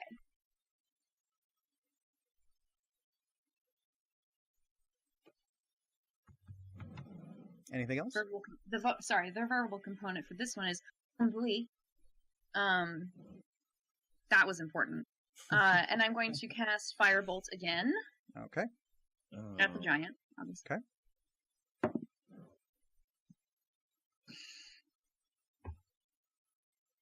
Well, 12's not going to do it. Christ, good thing this is a cantrip. The little firebolt just like whizzes past him, impacts on a tree, and just pff. Alright. That brings us to Grawl. Okay. Why not? Let's use the Hex Blades. It's a bonus action. What do I want to do first? If you're talking about Hexblade's Curse, I would say do that first. Okay. I'm going to do that first then. So, on Mr. Giant Man. Alright. He is cursed. And then, Am I even? Where am I at? You are about 20 feet away from it. It is parallel with the tree. It is standing Okay. over the spot where you once were. So I could come up behind him. Sid is currently behind him, but there's plenty of room back there. Great. I like hanging out with friends, stealth buddies. Yeah, I'm gonna come up and I'm gonna whip the fucking greatsword at his ankles All right. or the Achilles and try to topple this motherfucker. Oh, come on! And what does this do? You gain a bonus damage. And this will break your invisibility, by the way. Yes. Though I believe, actually, Hexblade's Curse already did that. Because it's a concentration thing.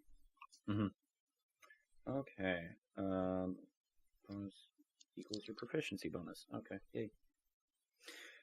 And a crit is a 19 on this one, so. Okay, so that is... Oh, actually, Hexblade's Curse does not break concentration. Interesting. Oh, it doesn't? No. So I'm still attacking from stealth? I mean, as soon as you attack, it'll break the invisibility. Okay. Do I get advantage on this or nah? Yes, because it did not see you coming. Great. Okay, so that was the first one was a 16, and the second one is a 16. So plus all of my other bullshit. So bonus plus 2, 18. There. It's gonna be fine. It's all gonna be fine. What's the total attack roll? Plus... That would be 20. All right. 20 is a hit. Great. Now for damage.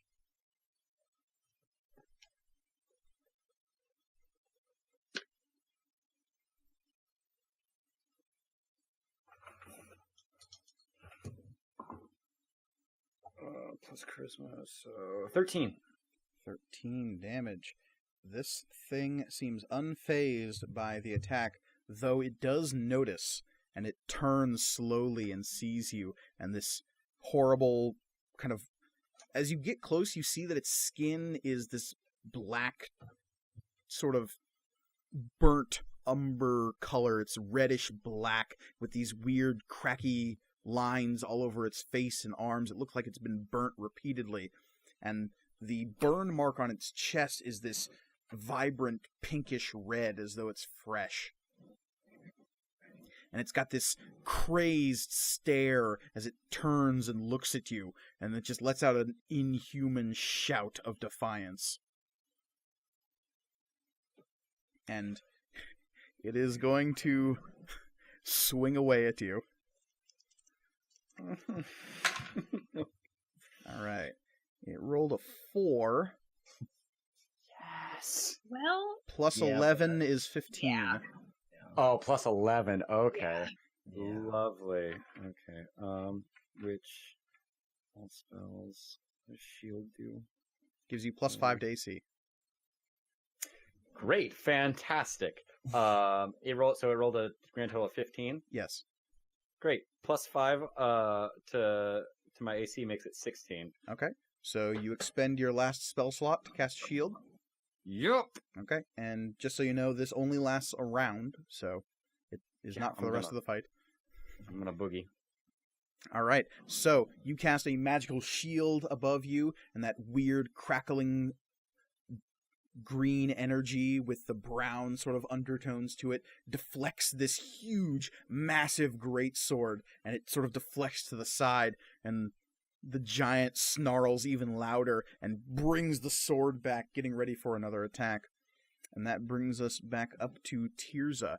Again, while all this is going on, you all hear a voice shouting at you from the west, saying, "Get away from the giant! Get away from the giant!" Yeah, man. That sounds like a good idea. So the west... So I was running back the way we came. Which was Is- northward. North, okay. I'm gonna head northwest and do my same 30 feet. And then turn and javelin. Oh, that didn't do anything. I mean, it did a little bit.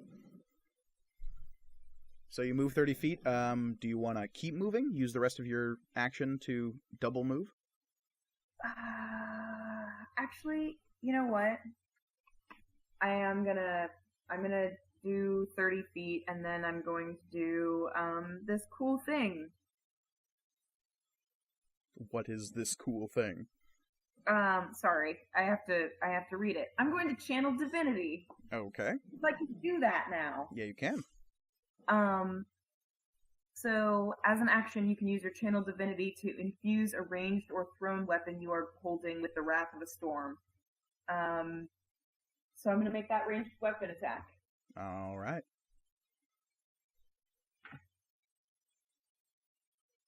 That is a 22. I'm assuming 22 will hit. Cool. So they're a bolt of lightning, 5 feet wide and 60 feet long, beginning at me and extending through the line of my javelin appears. Each creature in the line will take 2d10 plus my paladin level lightning damage. Or half damage if it makes a dexterity saving throw. Okay, so it's going to make a dexterity saving throw here. Ooh, that's not good. I'm guessing a 5 will not do it. No. I would hope not. Cool. Sid, if you could please give me a dexterity saving throw. Yep, I knew that was coming. I was going northwest, though, so it should be going... And Sid approached from the east. Oh, I'm did. so sorry, Sid. Good thing you're All right. fast. What is your... I got 15. Oh, it's 12. Woo! Okay. So you're only taking half damage. It's fine. Yay! What damage Please are we looking roll at? me lightning damage. I'm right. Yeah. Ugh.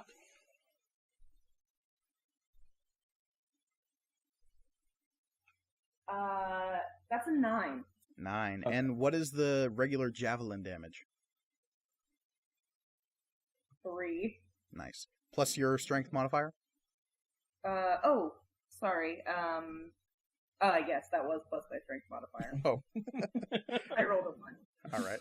So that brings our total to 12 damage.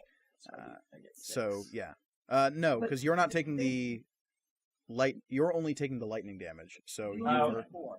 Yeah. Or 5. We round up. sorry. All right. This The giant lets out a bellow as this crack-a-coom of lightning goes streaking through it, following the trajectory of this javelin. The javelin works as almost a lightning rod on this thing. As the javelin hits, then lightning courses out of Tirza, striking into this thing and moving through and also striking Sid. But it is a fairly epic maneuver. Yeah. And this thing seems enraged by that, and its attention, while still sort of on Grawl, is now, he's got one crazy eye over at Tirza. So his eyes just went. Wait. Yeah, a little bit. He looks like a big Boston Terrier. That brings us to Sid. Yes. I'd like to not be in front of him, so I'd like to get behind him. All right. But before I do anything, I hear the voice. Would it be a full action to look around to see? You would have to get out from behind the giant. Okay. The giant's sort of taking up your whole field of vision at this point. You're up close to it. Sure. Well, let's just make an attack now. Okay. Just cause. Right. Ooh, that's good. What would that be? 22. 22 will hit. Great. And before I strike, I take a look at Stormpiercer. I'm like, what do you think? It attacked us, right? Bring the fiend down! Yeah! We've okay, so that's good. No, I meant the rat. Oh, that one. Just kidding. He means the giant. Yeah. So it's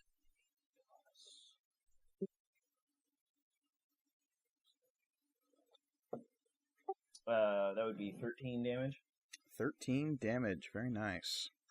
And I would like to use my I would like to use my fancy footwork to move away behind a tree somewhere. Sure. In which direction? Probably to the west if I can. I don't know if that's. Yeah, I mean, you got fancy footwork, so this thing's not I can pretty much go wherever attacking I want. you. Well, yeah, you kind of have to skirt around this thing, but it's not going to be getting any attacks of opportunity as you bounce away and move towards Tirza. Yeah, can I get sort of? I want to use my bonus action to hide behind a tree. Okay, yeah, sure. Give me a Great. stealth check.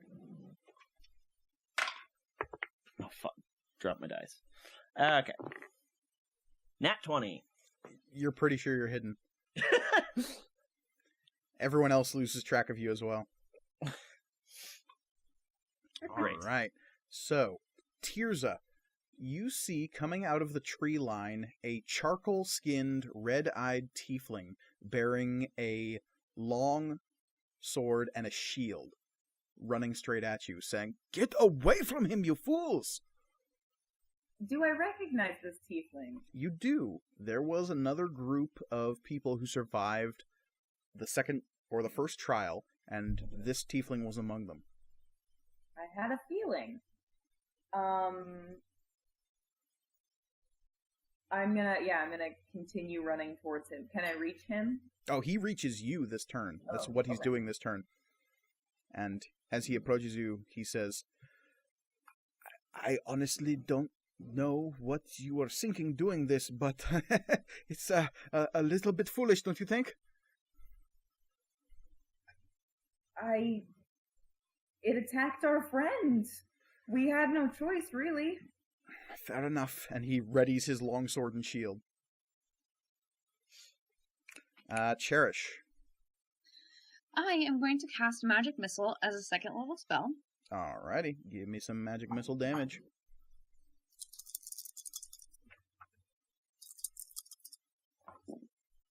Alright. 2, 10,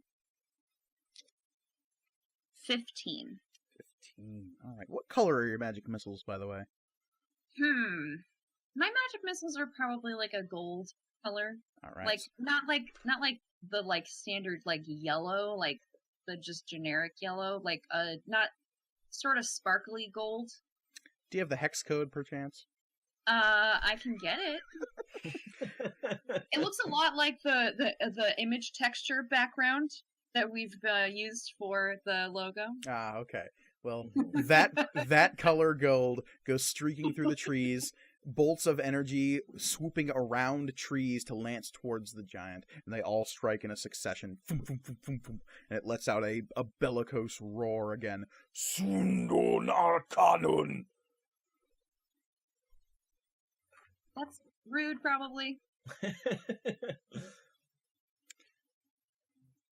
you want to move at all, or do you want to stay where you are? I'm still like 30 or 15 feet from the giant, yeah? Yeah, you were sort of behind it. You saw Sid strike at it and then dart away into the trees. Grawl is still standing in front of it, for now, covered in a magical shield. And Tirza is off to the side, and you see this charcoal-skinned tiefling approaching her with sword and shield drawn. Okay. So it's still like not facing me. No. Okay. Then I'm probably gonna stay where I am. Okay. That brings us to Grawl. Okay. Since I used my get out of jail free card already. Just curious, how many spell slots do you have left? No, that's it. Yep. Yeah. It's fine. I thought he would go down Oh, easier. I don't know why I thought that. I thought I was just like, I'm gonna go in and I'm gonna kick his ass. And that didn't work. So yeah, gonna move. I can use a bonus action to double the distance, right? No, rogues can do that. Oh. Warlocks Oh, okay. can most assuredly not. I want to be a rogue now. Well, get an opportunity attack on you, and you might get your chance. I don't know fucking what I'm gonna do now. Okay. God damn. I guess I'm gonna swing at him with the sword because I don't know what I'm gonna do. Okay, swing away. Sure, that's Well, because if I run away, he's gonna swing at me. Yes. Unless you take the disengage action. So you can spend your whole turn getting away from this thing, moving 30 feet and not provoking, but that'll be your turn. It's not a bad deal. Yeah, I'm gonna take that. I'm gonna do that. I don't know if the order is the same for everybody, but that worked really well, Michael, because the side that you leaned over was right next to Reed's ear. It's not how it is for me, but that's awesome. No. Yeah. So you disengage and run away. Which direction do you run towards? Behind you is Tirza and this unknown newcomer. Just behind the giant, you see Cherish, and Sid has disappeared. Strength in numbers, right? And Tears got a shield, which I neglected earlier. So that's yeah, towards Tirza. Okay, Please, so you thank run you. Tirza, and then you see the charcoal-skinned, red-eyed tiefling standing next to her. You have this bulwark of shields to hide behind now. Perfect. Safety. I feel much better about myself. So you scamper behind them as they both raise shields, sort of shoulder to shoulder. That brings us to the giant, who... let's see, where is he going? Because there's a nice squishy sorcerer right behind him, but does he notice you? It's not his favorite enemy, though. Yeah, alright. He is going to lumber after Graal's retreating form. And as it's lumbering towards you, Tirza, you exchange a look with this newcomer, and the tiefling gives you just this real charming smile, his lips quirked up by the single fang that dips down over his lip, and he says, "Well, you ready for this?" And you don't have time to respond as this massive greatsword comes hurtling down towards the two of you. Cool, that's some bad rolls, though. Let's see. 14's probably not going to do it. All right. So, this tiefling, who seems to be practiced in use of the shield more than the sword, extends his arm out to the side so that the two of you form a sort of phalanx, and between the two of you, you just dead block this blow that's coming down. And he lets out a bit of a cackling laugh, like, ha! And it sort of echoes, and you're not quite sure what's happening until you realize it's his shield that's laughing too. Forgebond! This is my... You have an old man, remember. I know! I want to be friends! And the giant will, as you knock the sword away, the giant will sort of stumble backward and let out another roar, and that brings us to Tirza. Cool. I'm gonna... Same verse, second verse, same as the first. I'm going to, pull out another javelin and throw it at him. Alright. Only have 2 left, so let's hope this works. Yeah, and just FYI, this thing did not close, like, it's not directly in front of you. It's about 10 feet away and was still able to slam its sword down on you because it has a giant reach. Literally. Haha. So it is in hurling distance, not stabbing distance, is the point I was getting at.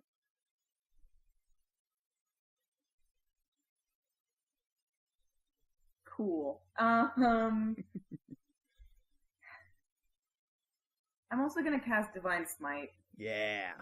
Let's go. What level spell slot are you expending for this?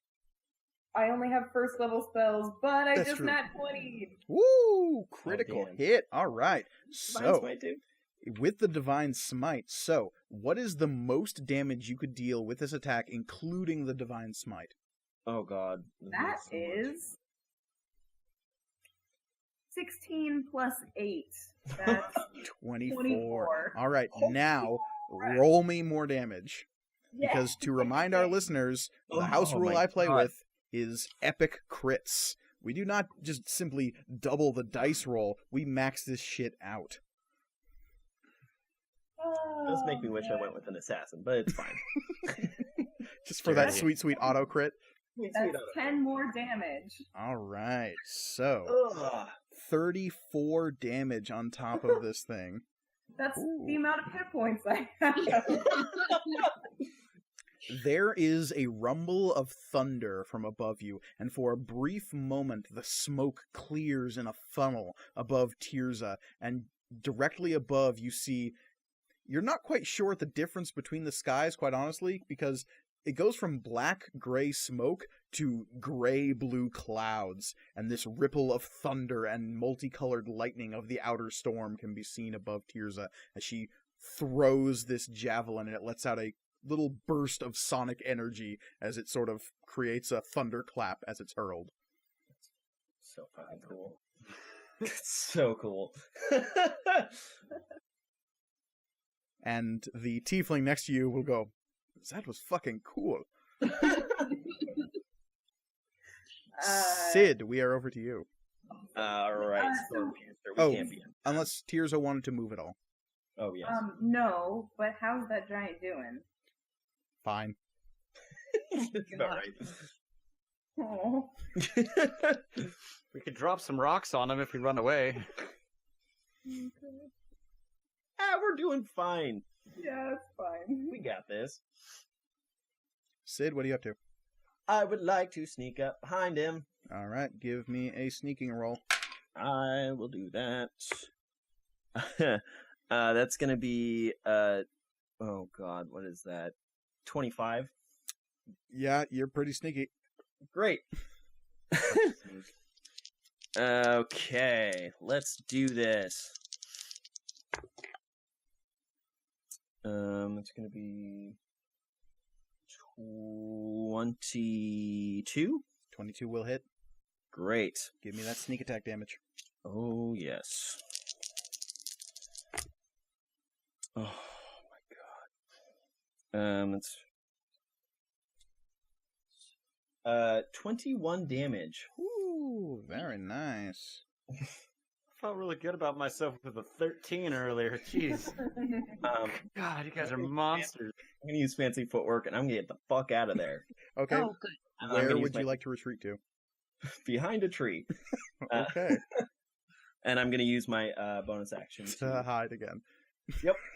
All right, let's just assume you do that. This thing's not rolling well on perception. Yeah.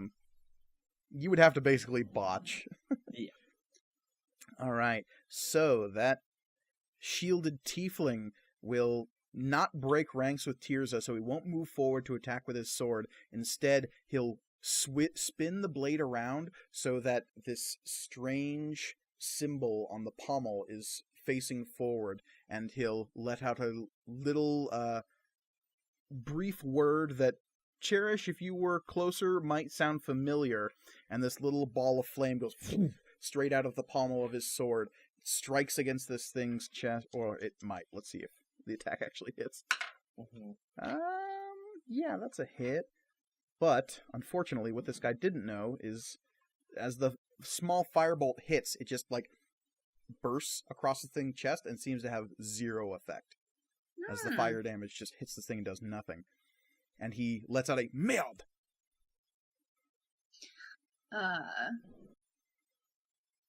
That means it's my turn. That means it's Cherish's turn. I am going to position myself to the southeast of the giant. Okay, so it is between you and Tirza, Grawl, and the unnamed tiefling. Like, straight line, or because I want to position myself so it's here and I want to be diagonal to it. Yeah, but it is in a Okay. straight line between you and the others. If you're moving to the east? Yeah. I want, so if I'm looking at the giant, I can them adjacent to it. They're not on the other side of the giant. Okay. That's what I'm trying to do. Then you would want to move slightly to the west. Okay, then that's what I do. Okay. And I am going to. So, getting back the spell slots using sorcery points, is that my whole action? Or is that a bonus action? That would be under the sorcerer rules, which I could get in front of me, but I don't know specifically. Because I didn't see it when I was looking, so. Let us consult the tome. Oh, it is a bonus action. Okay. Okay, then. Sorry. So I'm going to use a bonus action to get one of my second level spell slots back. Cool. And that costs 3 sorcery points. So all of my regular ones are gone. Yep. And I'm going to cast Thunderwave as a second level spell. Nice. And I'm basically putting myself so that the giant is like on the edge of the 15-foot cube, so I'm not grabbing anybody else. Okay. If that's possible. Yep, absolutely. Okay. Okie dokie. So it needs to it make has to make a Constitution saving throw. Yeah.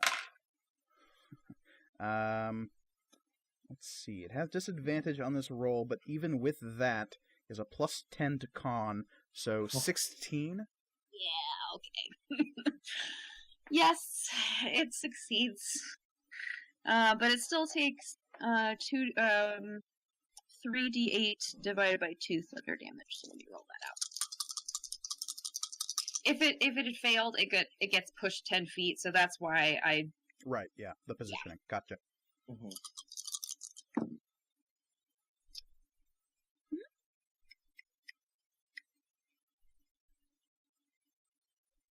15 divided by 2. So 6 or 8, because you round up. 8.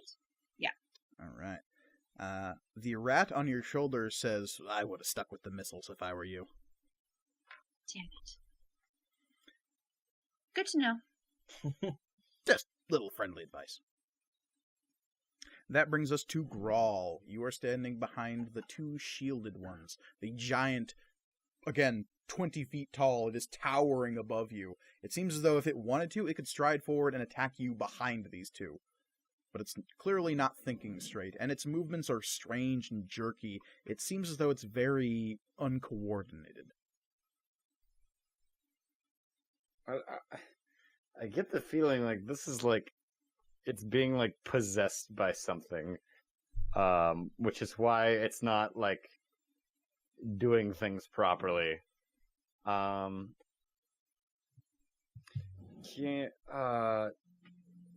Using Eldritch Sight, do I see anything? Do you want to spend your turn using Eldritch Sight? I don't know. I don't want to run up and stab it again because that's not gonna go well. All I'm saying is Eldritch Sight lets you cast Detect Magic without expending a spell slot, but casting Detect Magic still requires your action. I know. I'm just like trying to figure out what I should do. Eldritch Blast. Like in the are they still standing next to each other in the little like phalanx? Yeah, I mean it's tough to have a 2-person phalanx, but yes. No, but like I want to do the whole like there's the 2 rounds of the shield and then it's just like right in the crook, just to, like a shotgun blast. Nice. Like bang. So yeah, okay, Eldritch Blast on this nerd. Shotgun Phalanx, new band name. That's pretty good. That's not bad. That is pretty sure good. That's how Riot Police work, but you know. Plus, yeah, it's 10. 10 will not hit. Well, that was fun. All right, that brings us to the giant, unless Grawl would like to move at all.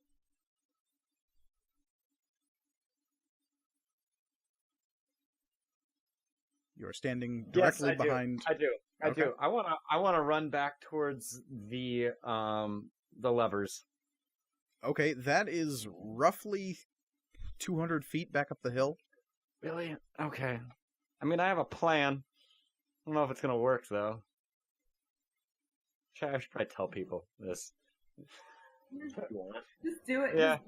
Yeah. Why do we lure him? I don't know. Yeah. Why don't we lure him into the the sluice box area and then pull the lever and drop them half the mountain on him. Okay, are you doing that? Yep, later, and I take off. So Grawl voices this plan and then takes off up the hill. The giant, seeing Grawl flee, will let out a roar and attempt to bull rush past both the tiefling and Tirza. I need you both to make athletics checks Oh, they, Athletics checks. Okay. to see if you can hold it back. Cool. 21. All right. Ooh, wow. So with athletics is a 24, and that was with disadvantage. It bursts through the two of you, charging after Grawl up the hill. You both get opportunity attacks as it passes, though. Good. That's something. Listen, I don't know what to do, man. I mean, I think you're doing your thing. I think this is... Ooh, nice. Spicy.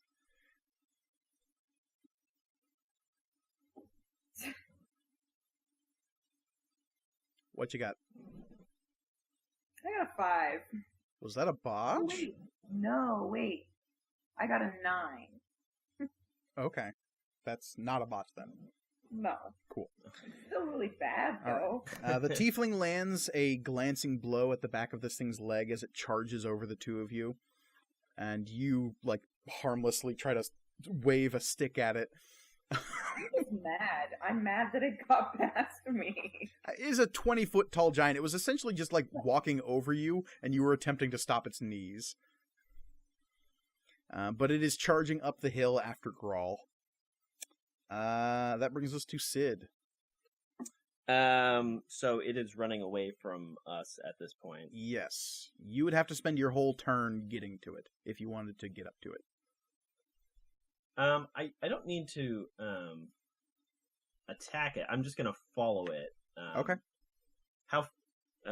Yeah, I'm just gonna follow it. Okay. Because it seems pretty focused on Grawl, so I'm not even necessarily trying to hide at this point. Okay. Yeah. All right. So you are following up behind it. The gray-skinned tiefling will look over to Tirza and say, "So, after it?" I guess. All right. Oh, and I shout, "Charge!" and I run after it. And it's like the tiefling looked at you with that weird cocky smile as Sid ran between the two of you, sword raised, shouting, "Charge!" And the tiefling gives a shrug, raises his sword, gets his shield in the crook of his arm, and says, "I guess we're charging." And he charges. And he lets out a sharp whistle as he does. You're not quite sure what it means, but it seems to be in a quick succession of chirps that probably means something. Cherish, we're over to you. I am also going to run after it. I know I'm kind of behind everybody, so yeah, I'm just gonna run. Okay. Grawl. This thing Oh, is... oh, wait. Can I spend? So I don't want to do anything. Can I spend my whole action to double? Yeah, absolutely. That's what I assumed you were that's what doing. I do. Yeah. Okay. So you get up to just past where Tirza was as you're running and kind of shrugging along, just going along with the charge, I guess. I don't have a Grawl, weapon. this Die. thing is on your On my heels. oh, God, shit. It is maybe 20 feet behind you. How far do I have to go? A long ways? 150 feet. Oh, great. Lovely. We'll say this is going to be 4 rounds of you running if you want to get there. Damn it. And where... I thought we were Action. I thought we were so much closer. than we were. actually, let me clarify something. Where are you running to? I was gonna run into the. I mean, I have a plan. I don't know if it's gonna work though. Okay. I was gonna run into the sluice box kind of area is kind of in a ravine kind of thing. It Is that what empties you out said? into a gully, yes. Okay, and is that where the mound of dirt stuff? Emptied out? Yeah, absolutely. And that Yeah, is into that. actually way closer to where you are. That is maybe only 60 feet away to the west. That's only 60 feet away. So Okay. you could get there this turn. The big problem is the lever that controls that is another 150 feet up the hill. Yeah, Yeah, that's a I problem. know. And my range on Mage Hand 30 feet. Yeah. Ah! Cherish's range on Mage Hand is also 30 feet. It We is. can't add them together, but No, they're No, all. I just mean like No, but if you go, Yeah. lure it into the place. Well, the water is already flowing, right? So that could Yes. even Yeah. help. Okay. you. Well, don't die, and I'll go pull the levers. Okay. I'll roll for not dying. So you want to run over to the gully? Yeah. All right. So charging over to the gully, you can get there this turn if you spend your whole turn moving. I missed all of that. Yeah. You can get over to the gully if you spend your whole Uh-huh. turn moving. Great. Fantastic. Doing that. Okay. Cool. That brings us to the giant. The giant will only move 30 feet. It will see you moving through the trees. With its left hand, it will reach over to a tree and clench it into a fist. And you see it just ripping a handful of tree out of the center of this tree. There is a crackling of wood and timber splintering. It grips it in a fist and lets out a bellicose roar. And you see this red, searing energy filling its fist as this grip of charcoal ignites. And then he reels back and hurls it at Grawl. Okay. good. Maybe we don't need to. Maybe we don't need to drop a mountain on him. Maybe we just need to get him damp. I was gonna say a different word, but 18 versus your AC? I threw my dice. Yeah, that hits. That hits? Yeah. Okay. Mm-hmm. Let's see. I need to grab some more D10s. Never. I'm gonna die here. You don't know that. That's true. Ooh. How much hit points do you have? I have 25, Mike. Oh. It deals 23 points of bludgeoning damage to you God. Fucking God. as this huge fistful of charcoal slams into your back and you stumble forward. How much forward does that throw me? About 5 feet. I'll take it. Okay. And this thing hurled this thing about 60 feet Yeah. That tracks. with Cool. very little effort, it seemed. Cool. All right, that's... Mhm. But it has increased the gap between the two of you, though that doesn't maybe But seem that to be a doesn't seem to concern. matter. Why did I use invisibility at the get-go? Why? Seemed like a good idea at the time. Yeah, most of my ideas seem that way. That brings us to Tirza. Everyone else has sort of charged past you at this point. I'm going to get as close. Yeah, I'm gonna. Yeah, I'm gonna run towards Grawl. Fuck, sorry, I can't talk. All right. Do you want to spend your whole turn moving? Yeah. Okay. You catch up to the giant. Yeah. Once you stop your movement, you're basically on top of the giant. Cool. Cool. I'm not gonna get in front No. of. I kind Yeah. of figured. Yeah. You're not. Mm-hmm. Unless you specified I get in front of it. I assumed No. you weren't. If Sid. he could not notice me, that would be great. Let's find out. Do a little perception check there. Yeah, you're If he fine. could not care about me. He doesn't seem to care about you. He is looking around for another likely tree to turn into a fastball special. Proverbial missile. Yeah. Sid, we are over to you. We established that Cherish is going for the lever. Is that correct? Yes. Great. How far am I from the giant at this point? You are 30 feet away from the giant. Okay. I'm going to sneak up behind it, but I'm not going to attack yet because that would be all of my. Because I'm basically using all of my movement to get up to it. Yeah. So I'm gonna sneak up behind it and ready an attack. What is the trigger for your attack?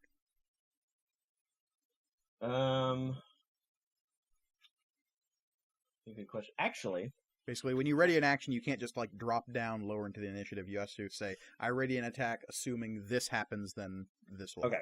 happen. Instead, you said he had a pouch. He seems to have a couple of pouches. Yes. Can I take one? Want to try to rob the giant mid-fight? Why not? Sure. Give me a sleight of hand check. Rob him of his sense of purpose. Make him just feel like he doesn't have 18? anything to do. 18. All right. You go in and grab one of these pouches, and it's pretty easy with your dexterous fingers. You do have to sheath your sword to do this. You realize that, right? Oh, and it takes a whole action to draw it out. Well, it's basically you're sheathing your sword, and yeah, you're gonna have to spend like your move action to pull it back out next turn. Okay. Well, then maybe I won't do that then. Also, this bag is huge. Okay. It's like I'll look at it. it's the after size you of a get- backpack. Okay. Never mind. I had something to do. I mean, I don't want to attack it without having the ability to run away. So, As a rogue, do you not have the ability to use the dash action as a bonus action? Oh yeah, I guess I could do that. But that would be but he would know I'm there. He would get an opportunity attack on me. Is that correct? With your nimble feet, I don't think that's the case. Oh, you're right. Yes. Thank you for reminding me. I don't want to play your character for you, so No, this is but the yes. only time I will be reminding you of your new abilities. Thank you. Great. So yeah, I'm going to attack. Nat 20. Let us show these fools what a sneak attack crit looks like.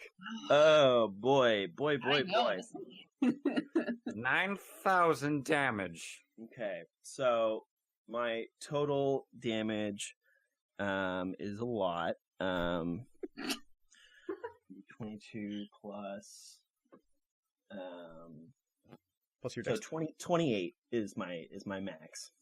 Nice. Now Yeah. roll me. Oh my god, yes. Not amazing, but it's okay. Plus 8. Yeah. All right. Y'all gross. As you lunge in and stab this thing in the... You think you got a nice kidney shot in on this thing. It Yeah. did not appreciate this attack. Mm-hmm. It seems to be losing a tremendous amount of blood as you're stabbing this thing. Cool. And yeah. the tiefling will come up next to you with a shout. Unless you're planning on moving away this turn. Well, what does he say? Tiefling? He's going to shout, "We've got it on the ropes!" Cool. I'm going to disengage. Okay. I'd be like, great. Okay, thanks, bye. So you're basically like running back away about 30 feet as he's charging him, going, "Oh, come on, man." We've got it on the ropes. Who's this we? I like lift up a hand as I'm running by. I'm like, I'm gonna tag you in. I'm gonna tag you in. And he's got a shield and a long sword. I just like slap the shield on my way past him. Does And the shield say ow? the shield says, "Excuse me."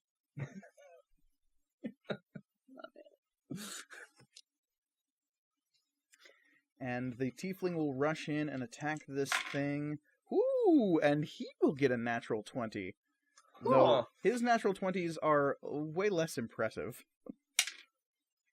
That's 18 damage. All right. He slashes at this thing, but good. It's not... He slashes at its butt good. Of course. He takes a big hank out of its ass meat. Nice. Serving steaks tonight. No, it's a rump roast. Yeah, this thing is still in a blinded fury. It doesn't seem to be slowing down, but it is losing lots of blood. That brings us to Cherish. I am still running. All right. As soon as I get 30 feet from the lever, I'm gonna cast Mage Hand and All right. pull the lever. That's going to But take like... I'm assuming I'm not there yet. You are charging past the battle scene, and you get about 30 feet past them, and you're just moving up the hill. Yep. All right, that's gonna bring us to Grawl. Kill this How much- thing, buddy. I Got it. I have to run back out of the thing, smack it with a sword, and then just chill there. It's an What? option. Yeah, there's an farther option. away. How much more into the ravine kind of thing? You can see that Do I about have? 15 feet ahead of you, the gully dips down into a deep crevasse, and you can see the water of the sluiceway spilling into it. It's probably about 50 feet deep.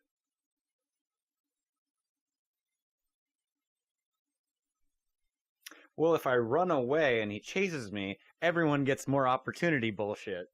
Which is You can see that fun the or- gully is maybe only about 20 feet wide, and the sluiceway is suspended on these big wooden joists coming down the hill. So you could run under the sluice to get farther, like, down along the edge of the gully. Okay. And just being clear, this is like a lot. When we saw this stuff coming down earlier, it was like a large mass of stuff, where it's not just like a couple handfuls. No, if someone had been in the way of this thing, it would have ruined their day. Fantastic. Gonna go underneath. All Gonna right. go. Yeah. Okay. So Actually, I'm gonna run up it. you're going Can to I? Is it? you're going to try to climb up into the sluice? Wait, doesn't it come down like into it, or does it like hang off and then the stuff drops off? It into kind of- It's not. Hangs off and the stuff drops off into the gully. Okay, then I'm not gonna climb it. Then I thought if Okay. it was like came down to like normal level, I could like. Yeah, that, no. but It's nope, it's nope, not- suspended about 10 feet up. Yeah, no, I'm not one of those climbing hobgoblins. We don't. Yeah, no. Oh, those ones, yeah. Right. Yeah. We all know, we've all heard the stories. Yeah. So that you said was about 50 feet away. No, the crevasse inside the gully is about 50 feet deep. Oh. The actual sluiceway itself is probably only about, like, 10 feet ahead of you. In fact, less because you got knocked forward. So it's 5. Yeah, you're basically, like, Um, you pick yourself up and look up, and it's like, oh, it's right there. Yeah. Can I see how far Cherish has to go? Cherish has about, let's see, roughly 120 feet, so probably 2 more rounds worth of full sprinting. Okay. I'm gonna.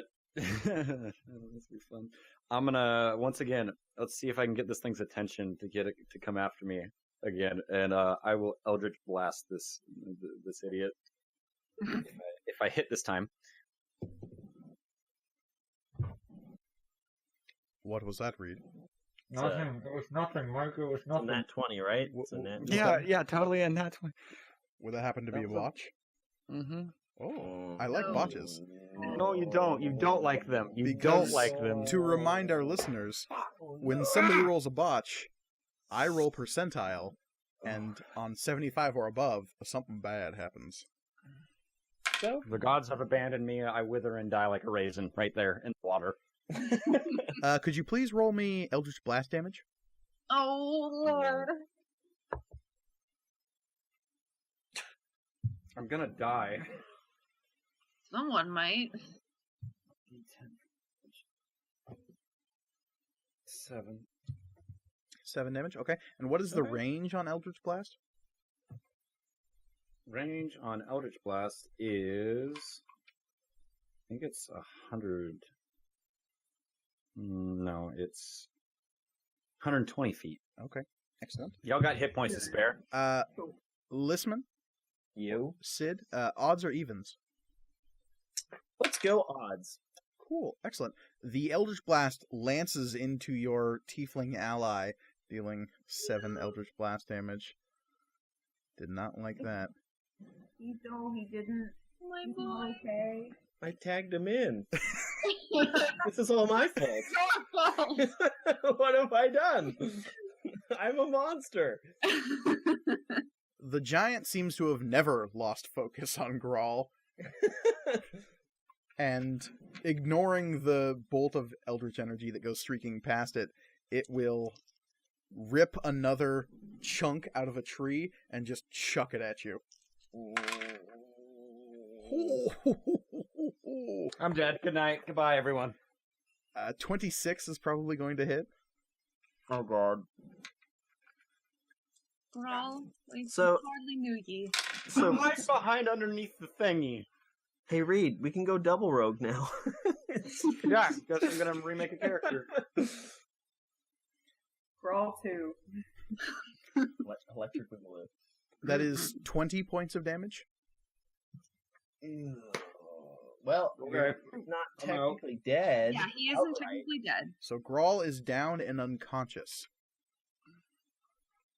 Underneath the sluiceway. Oh, that's even worse.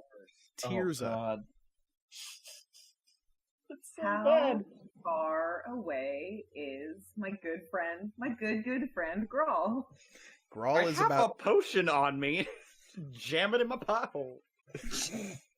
Grawl is about 60 feet away from you. If you moved So at sort if of a I diagonal sprint- angle. If I sprint to him, I will be at him. But it will take your whole turn, yes. Better than nothing. That face. I make that face.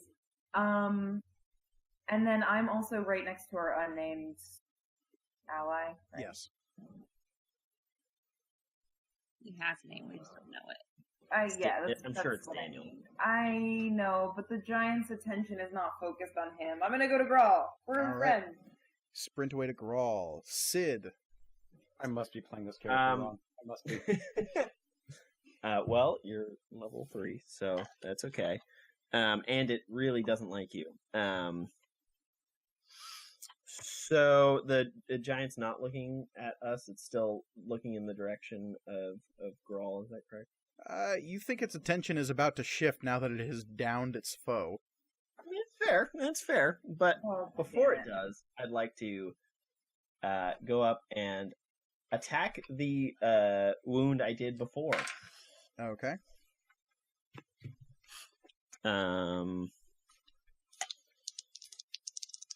You do not have advantage on this attack. I do not have advantage on this No. attack. Right. Yeah, that would make sense. It is no 'Cause- longer singularly focused on Grawl. Because Daniel is right by him. You would have to get around this giant to flank to Yeah. get advantage. No, I just mean he's right. He's standing right by it. Yes. The- Yes, he is. Well, that's okay. Oh, so sad. Well, that's probably not going to hit. That is a. I mean, it's not going to hit. It's not a botch, but it's not going to hit. I rolled a 2. Okay. Yeah, no. All right, that brings us to your unnamed ally. He will let out a cry and clang the pummel of his sword against his shield, and a thunderous explosion will ripple out from him in a very similar spell to what Cherish cast just a little bit ago. So the giant's going to have to make a Constitution saving throw. Oh, shit, that's real good. It's going to be fine. So it's going to be taking a little bit of this damage, but not a ton. That is only 10, so that is 5. Alright. So that brings us to Cherish. You're going to keep Would on I have running? been able to do one of my cunning actions as a bonus action? You could have, you didn't. Yes. Because I assume that I'm like not noticing any of this. You're well Really? past the fight now. Yeah. So, I've got one singular mission. yep, you charge forward, and you are but 60 feet away from the lever now. So close. That brings us to Grawl. Give me a death saving throw, my friend. It's just a D20 or what? Which one Just is a straight D20. 1 through 10, you fail. 11 through 20, you succeed. that? 11. 11, that is 1 success. If you get 3 successes, you stabilize. Yay! If you get 3 failures, you die. You done dead. That brings us to the giant. It will swing around, and it's going to have to decide between the tiefling and Sid. Well, Sid did stab it for a bunch. I mean, he doesn't know that. He doesn't know it was me. I'm just saying. It's true, so give me odds or evens. Evens. It's attacking Sid. Oh, fuck. That is... Let's see. So it swings around with this huge, flat, broad-bladed greatsword. Let's see. It rolled a 5 plus 11, so 16 to hit. Yeah, that's a hit. Cool. I'm going to need a bunch of d6s.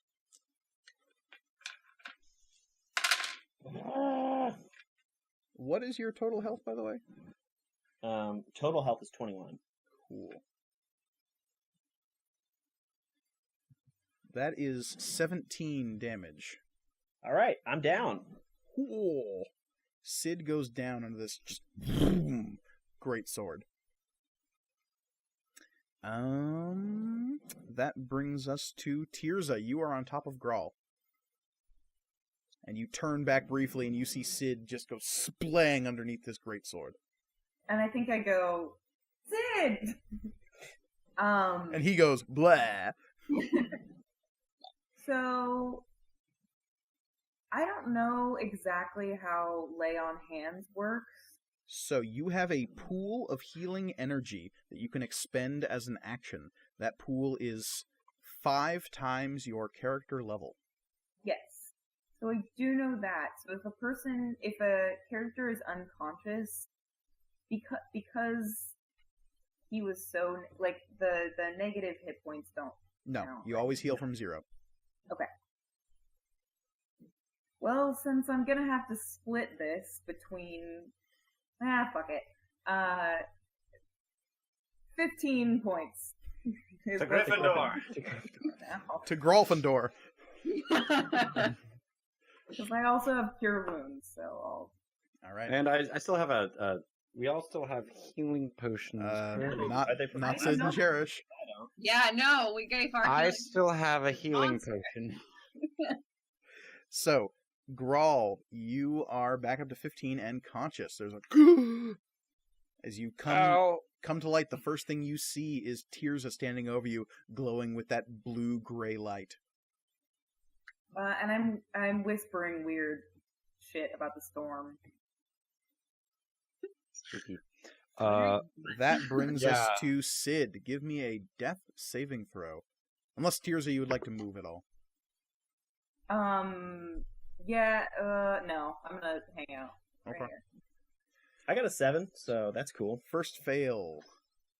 All right. That brings us to our unnamed tiefling friend, who will lunge over to Sid, pull a healing potion off of his belt, Thank and God. pour it down your throat. Only to then be And- smashed. Well, by and the he's going to be like giant- holding his shield up as he does this. Oh, that's cool. So he gives you 6 hit points. Way to go. Cool. Better than nothing. Better than nothing. A lot better. Cherish, you are 60 feet away from the lever. I run 30 feet, and then I pull that lever. All right. With mage hand. There is a... And you hear another small avalanche going off somewhere up the mountain, and a huge gooey mess of rocks and stone and water goes hurtling down the hill. It will reach there next round. Grawl, we are over to you. So is this gonna hit directly where we're standing, or down off the end of the thing? Just past you.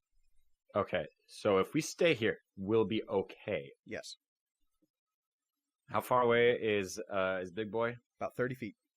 30 feet. 30 feet. Well, I don't really have... I don't know if this is going to do anything. Can I poke him in the eye with Mage Hand?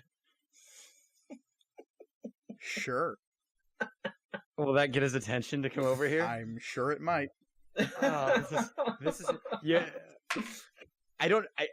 It's the only thing that I'm going to do that I can't do damage, because I don't want to hit Sid or shield boy.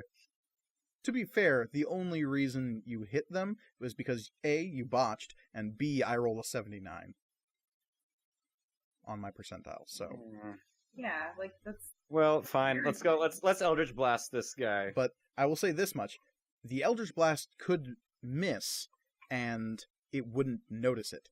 The poke in the eye is not going to deal any damage, but it'll notice it. Okay, I like the mage hand. Okay, mage hand, and instead of poke, do I want to poke him in the eye, or do I want to do the whole fist up a nose? I mean, there's room for that. Yeah, I know. There might be too much room for that, and the eye will piss him off. So, yeah, mage hand straight into the eye. All right.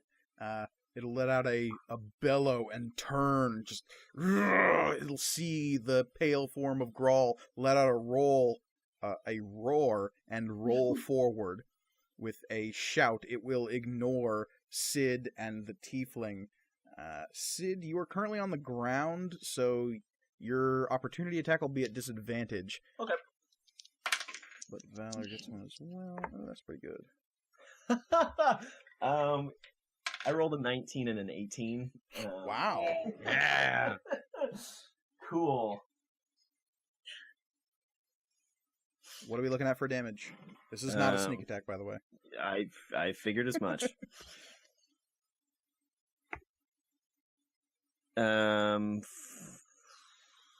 That's going to be 7 damage. 7 damage. All right.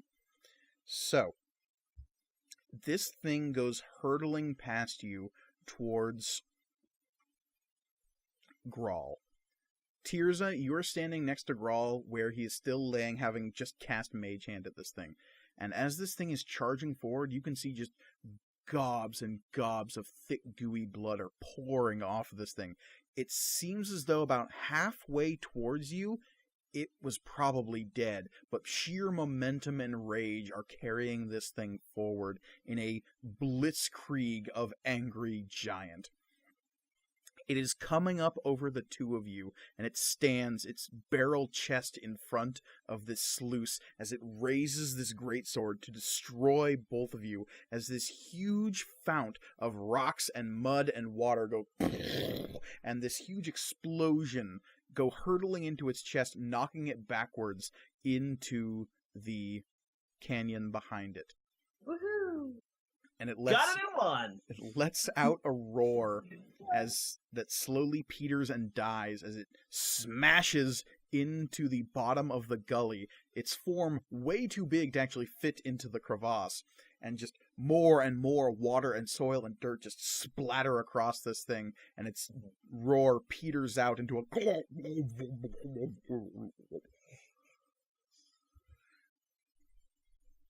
And I look up at Daniel, who's still standing above me. I'm calling him Daniel, and I say, Daniel, this is the most romantic thing that's ever happened to me. and he's still holding the shield above you, shielding, casting a little shade over the both of you, and he's got that quirky grin on his face, and he says, well, look, I would ask that you buy me dinner first.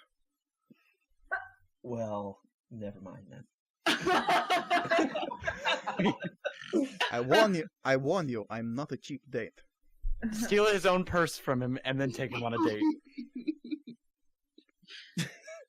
I am a cheap date.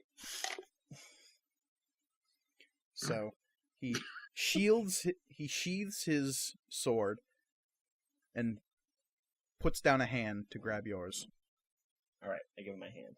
and he pulls you up. And he says, "It's not Daniel, by the way. It's Valor." One more time. Sorry. Valor? Valor? Valor? Valor. No, Valor. Velour. Valor? Valor. Valor. Yes. Got it in Great. one. Got it in one. Nat 20. No indeed. And he looks past you up towards the rocky escarpment, and he says, "Well, it's about time." And you said we couldn't do it. It was like nothing. We basically like breezed through that. You are pretty much dead. I mean, okay, yes, but That was the plan. that was all part of the plan. It was a terrible plan. Hey, we won, didn't we? Only technically. Only because we're still alive and he's not. Oh, Win to win. I then look around. Are we done? Was that it? Was that the test? And Valor shrugs and says, I'm not sure. Quite frankly, we were hiding from the giant. I'm not quite sure what the purpose of all this was. Well, at least it wasn't a dragon. I thought we were. Gonna Oh fight a no, dragon. there was a dragon. Little guy. Not quite sure what his deal was. There was a dragon. He was a little guy. Yes, my friends and I, we found ourselves up in those rocks, and there was a dragon. But well, Talila took care of it. You guys killed the dragon? Oh no, not killed per se. And as he says that, you see a small band of people coming down out of the rocks, led by this big burly minotaur with these big beaded necklace and prayer beads wrapped around his hands. Behind him is an Eladrin, their skin the color of autumn, this sort of shining gold with bronzed red hair, their eyes focused into the middle distance as though they're looking at everything, not focusing on a specific point. And riding a small dragon is this pale white gnome with these silvery eyes and sort of like flushed cheeks, and she's just going, "That's okay, boy, just a little bit farther." And the dragon, in sort of a mesmerized state, says, "Yes, master." That dragon's gonna be so mad. Wait, how big is this dragon? The dragon's only about as big as a large dog. And I just point. That's pyre scale. And Fowler shrugs and says, I don't know. I assume not. I always heard fire scale was a big dragon. Sure, yeah, you know. Where did the fire come from? And you're all sort of like dusting yourselves off, picking yourselves up, walking over to one another as the two groups meet. And Valor begins making introductions. He points to the Minotaur and introduces them as Judah. The pale, like paper white gnome is named Talila, and the Eladrin, whose skin tone is changing to this russet golden color, is named Camion. Am I back over there with everybody? Yeah, you're sort of coming up as the two groups are coming together. Oh my god. You did good, kid. So that was Delilah, Camion, Talila. Talila. Thank you. Talila, Tamian or Camion. And what was the third one? Judah. The Minotaur's name is Judah. Judah. I'm like, making introductions and stuff, but I'm very intrigued by Dragon that Talila is writing, and I want to ask it name in Draconic. And Talila will look at you with this creepy, sort of out-of-breath smile, and she'll say, "It only answers to me." Do you speak Draconic? No. That's a shame.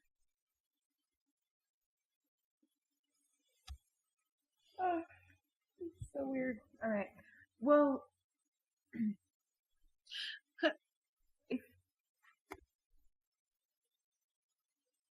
if that was the test, it would be over, right? We would.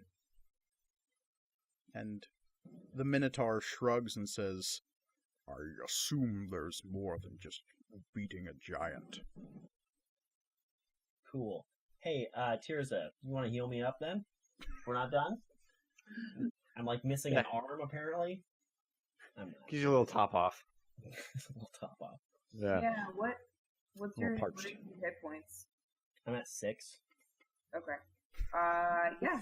I will cast Cure Wounds and use Thanks. my last spell slot. So y'all better not need any more help. I'll be more careful in the future. How much does? Oh, never mind. Ignore me. Already? Cherish, the rat on your shoulders says, "So, that's it, huh?" I mean, usually we go to your place and talk to Skein Witch, and then we wake up in whatever beds we were sleeping in. At least that's what happened last time. It's not really like empirical proof or whatever, but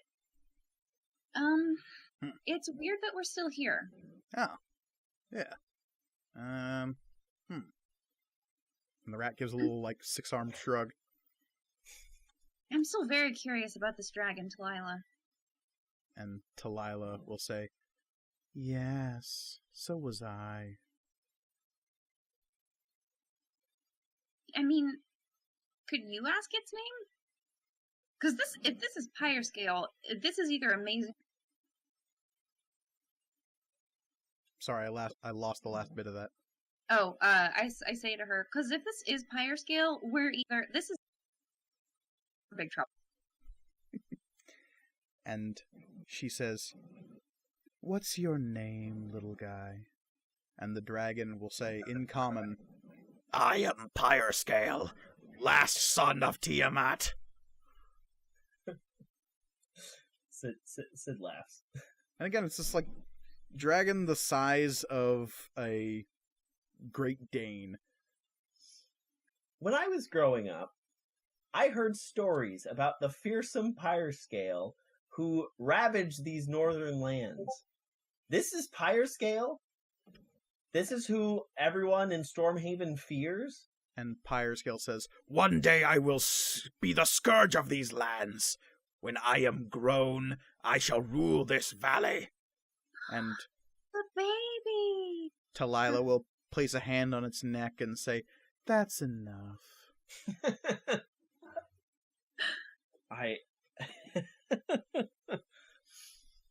Okay. Alright. Well, that's not... And We're looking at terrified. its proportions, you can sort of tell this thing is a young dragon. Its wings are sort of stubby. Its feet are big and disproportioned with its body. Its head is this large, bulbous thing. This is a young wormling. This is not a fully grown ancient dragon. That's why his voice.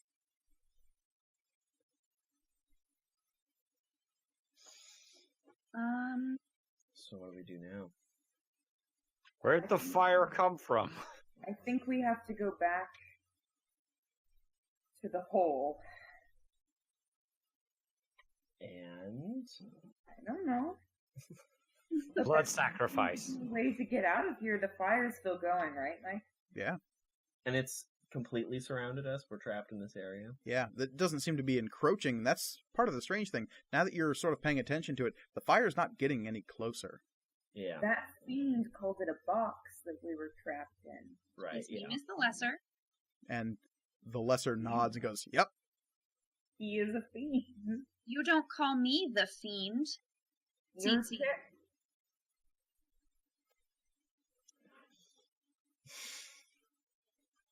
I lean over to Grawl. This is getting really uncomfortable. Yeah. So in this time, Grawl has grabbed out his healing potion and is sipping on it like it's a cool beer.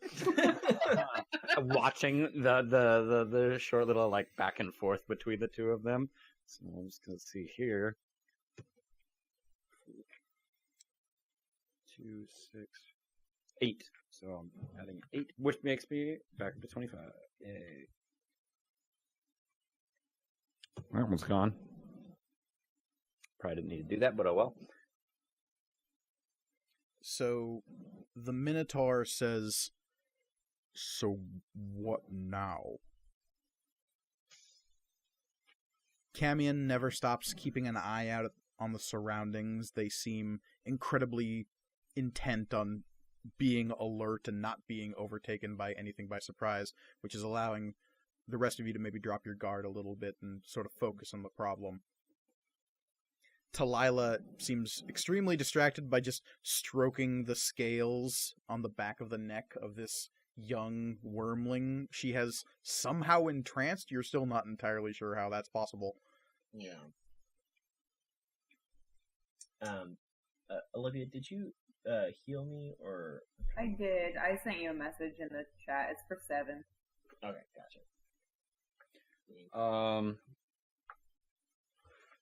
Should we jump in the hole? And Valor says, No. "What hole are you talking about?" Well, we woke up next to a big, deep, scary hole. Yeah. Oh, We woke up inside the mine. oh, there's a mine. I did not realize. We all Oh, yeah. I wasn't just running away, like, because I didn't want to fight. There's levers over there and Oh. stuff. Yeah. Cool. Yeah, It there's was very. there's a temple down the hill a little ways. That's where we woke up. A temple? To what? Nothing really. It's old stones just sitting in the. It was only Judah over here who recognized it as a temple. And Judah shrugs and says, "Whatever was worshipped there has disappeared long ago. It predates our inhabitants of the valley."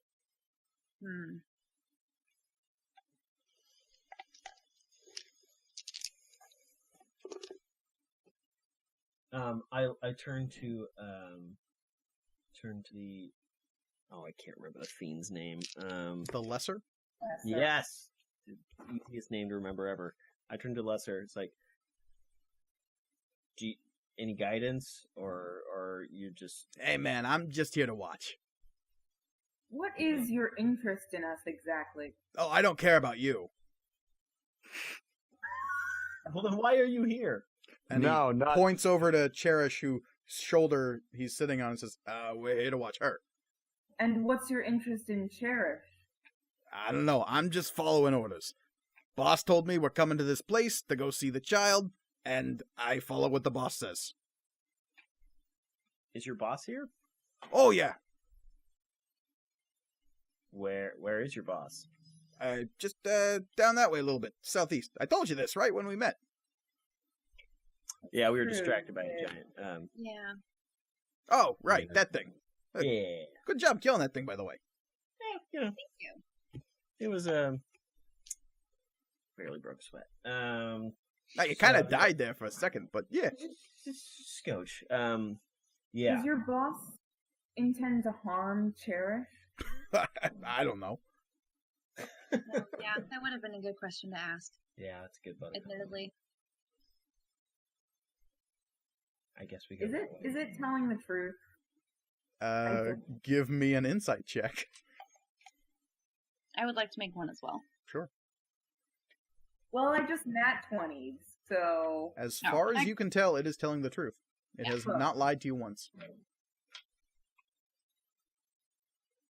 And it says, "Look, I don't know about all this test stuff or whatever, but if you're wondering about the flames, it's got nothing to do with me. That's all the little guy." And he points to the dragon. oh, You did this? I look at Higher Scale. And Pyroscale's eyes are that weird same silvery color as Talila's, and she's not paying attention to the conversation at all. She's just stroking this thing's scales, and it doesn't answer your question. Oh shit. Talila could. Oh God. Ugh. I think Tirza just like also kind of gets like chills. I'm sure she's nice. It seems like this dragon is the key to our test, or at least to the fire. Could you, I don't know, figure it out for us? Give us a hint. Do you want me to ask it something? I mean, Ask it what's in the hole. that too. She leans down and says, "Pyrescale, what's in the hole?" And Pyrescale says, Where I hatched from, the nest. All other eggs shattered and broken. Only I remain. Love this. So proud of himself. My brothers and sisters were delicious.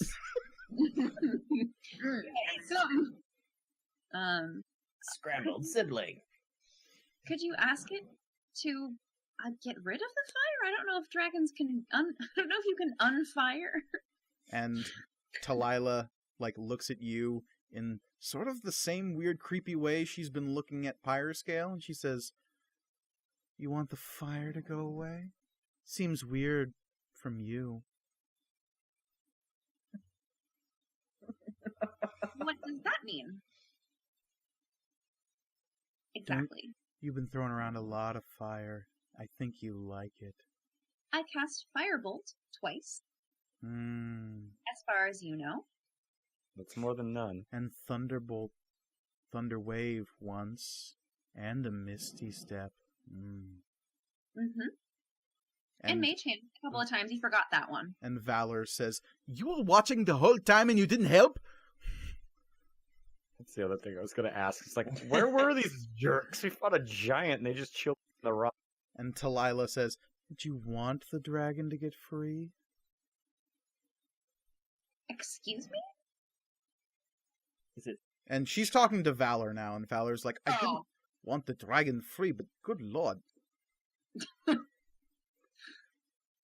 she turns back to you and says, "So you want the fire off?" That would be nice. It's So we can get out of here. kind of Fire it's kind scale. of in here. "Can you turn the fire off?" And Pyrescale says, "Of course, master." And Great. almost without warning, there's a sudden and all of the fire in the ring around you just shuts off. It's like somebody flipped a switch or turned a valve, like the gas got turned off. Okay. And Pyrescale says, "Behold my power!" Thank you, Pyrescale. I want him to me. Oh my god. He's beautiful. Yeah, he's a beautiful baby boy. So I guess we can go home. Test done. And as Way you to go, say guys. that, the blue pall of the other place begins to creep in around your feet. And as you watch, the charcoal pines dissolve into the streets of Stormhaven. The blue-gray cast covering every building, every person, the sky, the ground beneath you. The dirt and trees around you begin to just shimmer and ripple into the cityscape around you. The young Pyrescale disappears. The dead giant disappears. What about the lesser? The lesser looks to Cherish and says, "So I guess that was the end of the test." Yeah, this is usually what happens. And it hops off of your shoulder and in midair turns into this horrible little winged creature with this long scorpion tail and devilish face and says, "Well, it's been real." Goodbye. And it flies away, and as you see it flitting through the trees, you can see a figure about 30 feet tall shifting through the trees. Its Damn. burning red eyes tracking your movement as the rest of the trees in the area vanish into the cityscape. You lose track of this huge... You see its outline. It is humanoid in shape, bulky, huge. Its head dipped between its shoulders, huge horns cascading off of its forehead, curving upwards, with large bat-like wings stretching across its back. And in its hand, it has this huge, dark iron flaming mace. It's Krampus. Weird and not familiar at all to listen. You've actually never seen anything like this before. But before you know it, all of that vanishes, and you are left in that same courtyard with the fountain. The Skein Witch floats above you. The 8 of you stand clustered to one side. On the opposite side of the statue, a woman curled into a fetal position, rocks back and forth, her eyes wide, staring at nothing, saying, "It'll go away, it'll end soon, it'll go away, it'll end soon." And the Skein Witch looks between all of you, her rapt face expressionless, and she says, "You have overcome fire. The third trial waits for you in a year and a day. A year and a day." And then you snap back into reality and find yourselves Go with gravity. in the third day of the Maker Festival. Your memories return to you of the 2 days you spent preparing, finding each other, getting messages to people you thought important. That conversation comes flooding back tears of what happened to the mail you sent to your friends, and you quickly remember discovering what the Jarashir have done to you over the last year. Knowing that that mail never got to your friends because it was never sent, and a screaming conversation you had with Netta the night before, unaware of what the next day would bring, but knowing that she had betrayed you.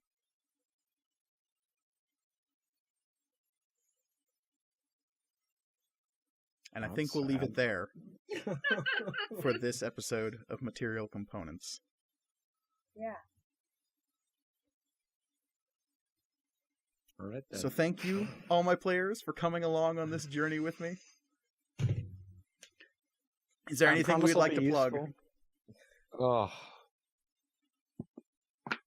Cass, you first? You can find me, as always, on Twitter at Schrodinger's Cass. The Schrodinger's is minus all the vowels, so that's SCHRDNGRS. Maybe by this point I will have changed it, but I don't know. It's very complicated. But yeah, that's me. I'm Cass. I am the Reedimus on Instagram and Twitter. That's TheReedimus. Yeah. Plug away, everyone else. I don't know. Olivia, Lisman, anything from you guys? Follow the Matcom RPG Twitter. It's, Yes. I don't know where it is in relationship to me, but it's somewhere. It's above you. I It would is al- directly I- above you, actually. Oh, cool. I would do that had I Twitter, but I don't, so I won't. And of course, you can follow us on Twitter at MatcomRPG. That's spelled MatComRPG. And if you can email us at materialcomponentsrpg@gmail.com. We always love hearing from our listeners. And of course, you can follow me at MKGorgoni on Twitter. And if you want to hear me talk about comic books, you can do that over at my other podcast, Panel on Panels. My plug is not a plug of me. It's of you. Please draw us Old Mage / Yeoman fan art. Tag My official request. tag at MatcomRPG. Yes, we are now shipping Pyre Scale in the Old Mage. Well, Yeah. actually, you know what? It's becoming a bit problematic at this point. Sure.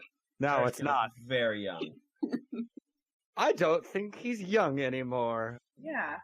I think that's some stuff. I Anyway, think we're Illusion. tiptoeing into something we shouldn't be tiptoeing into. Probably. Yeah. All right. But anyway, thank you all for listening, and I wish you a good whenever it is you're listening to this. Goodbye. Toodles. Goodbye. Everybody.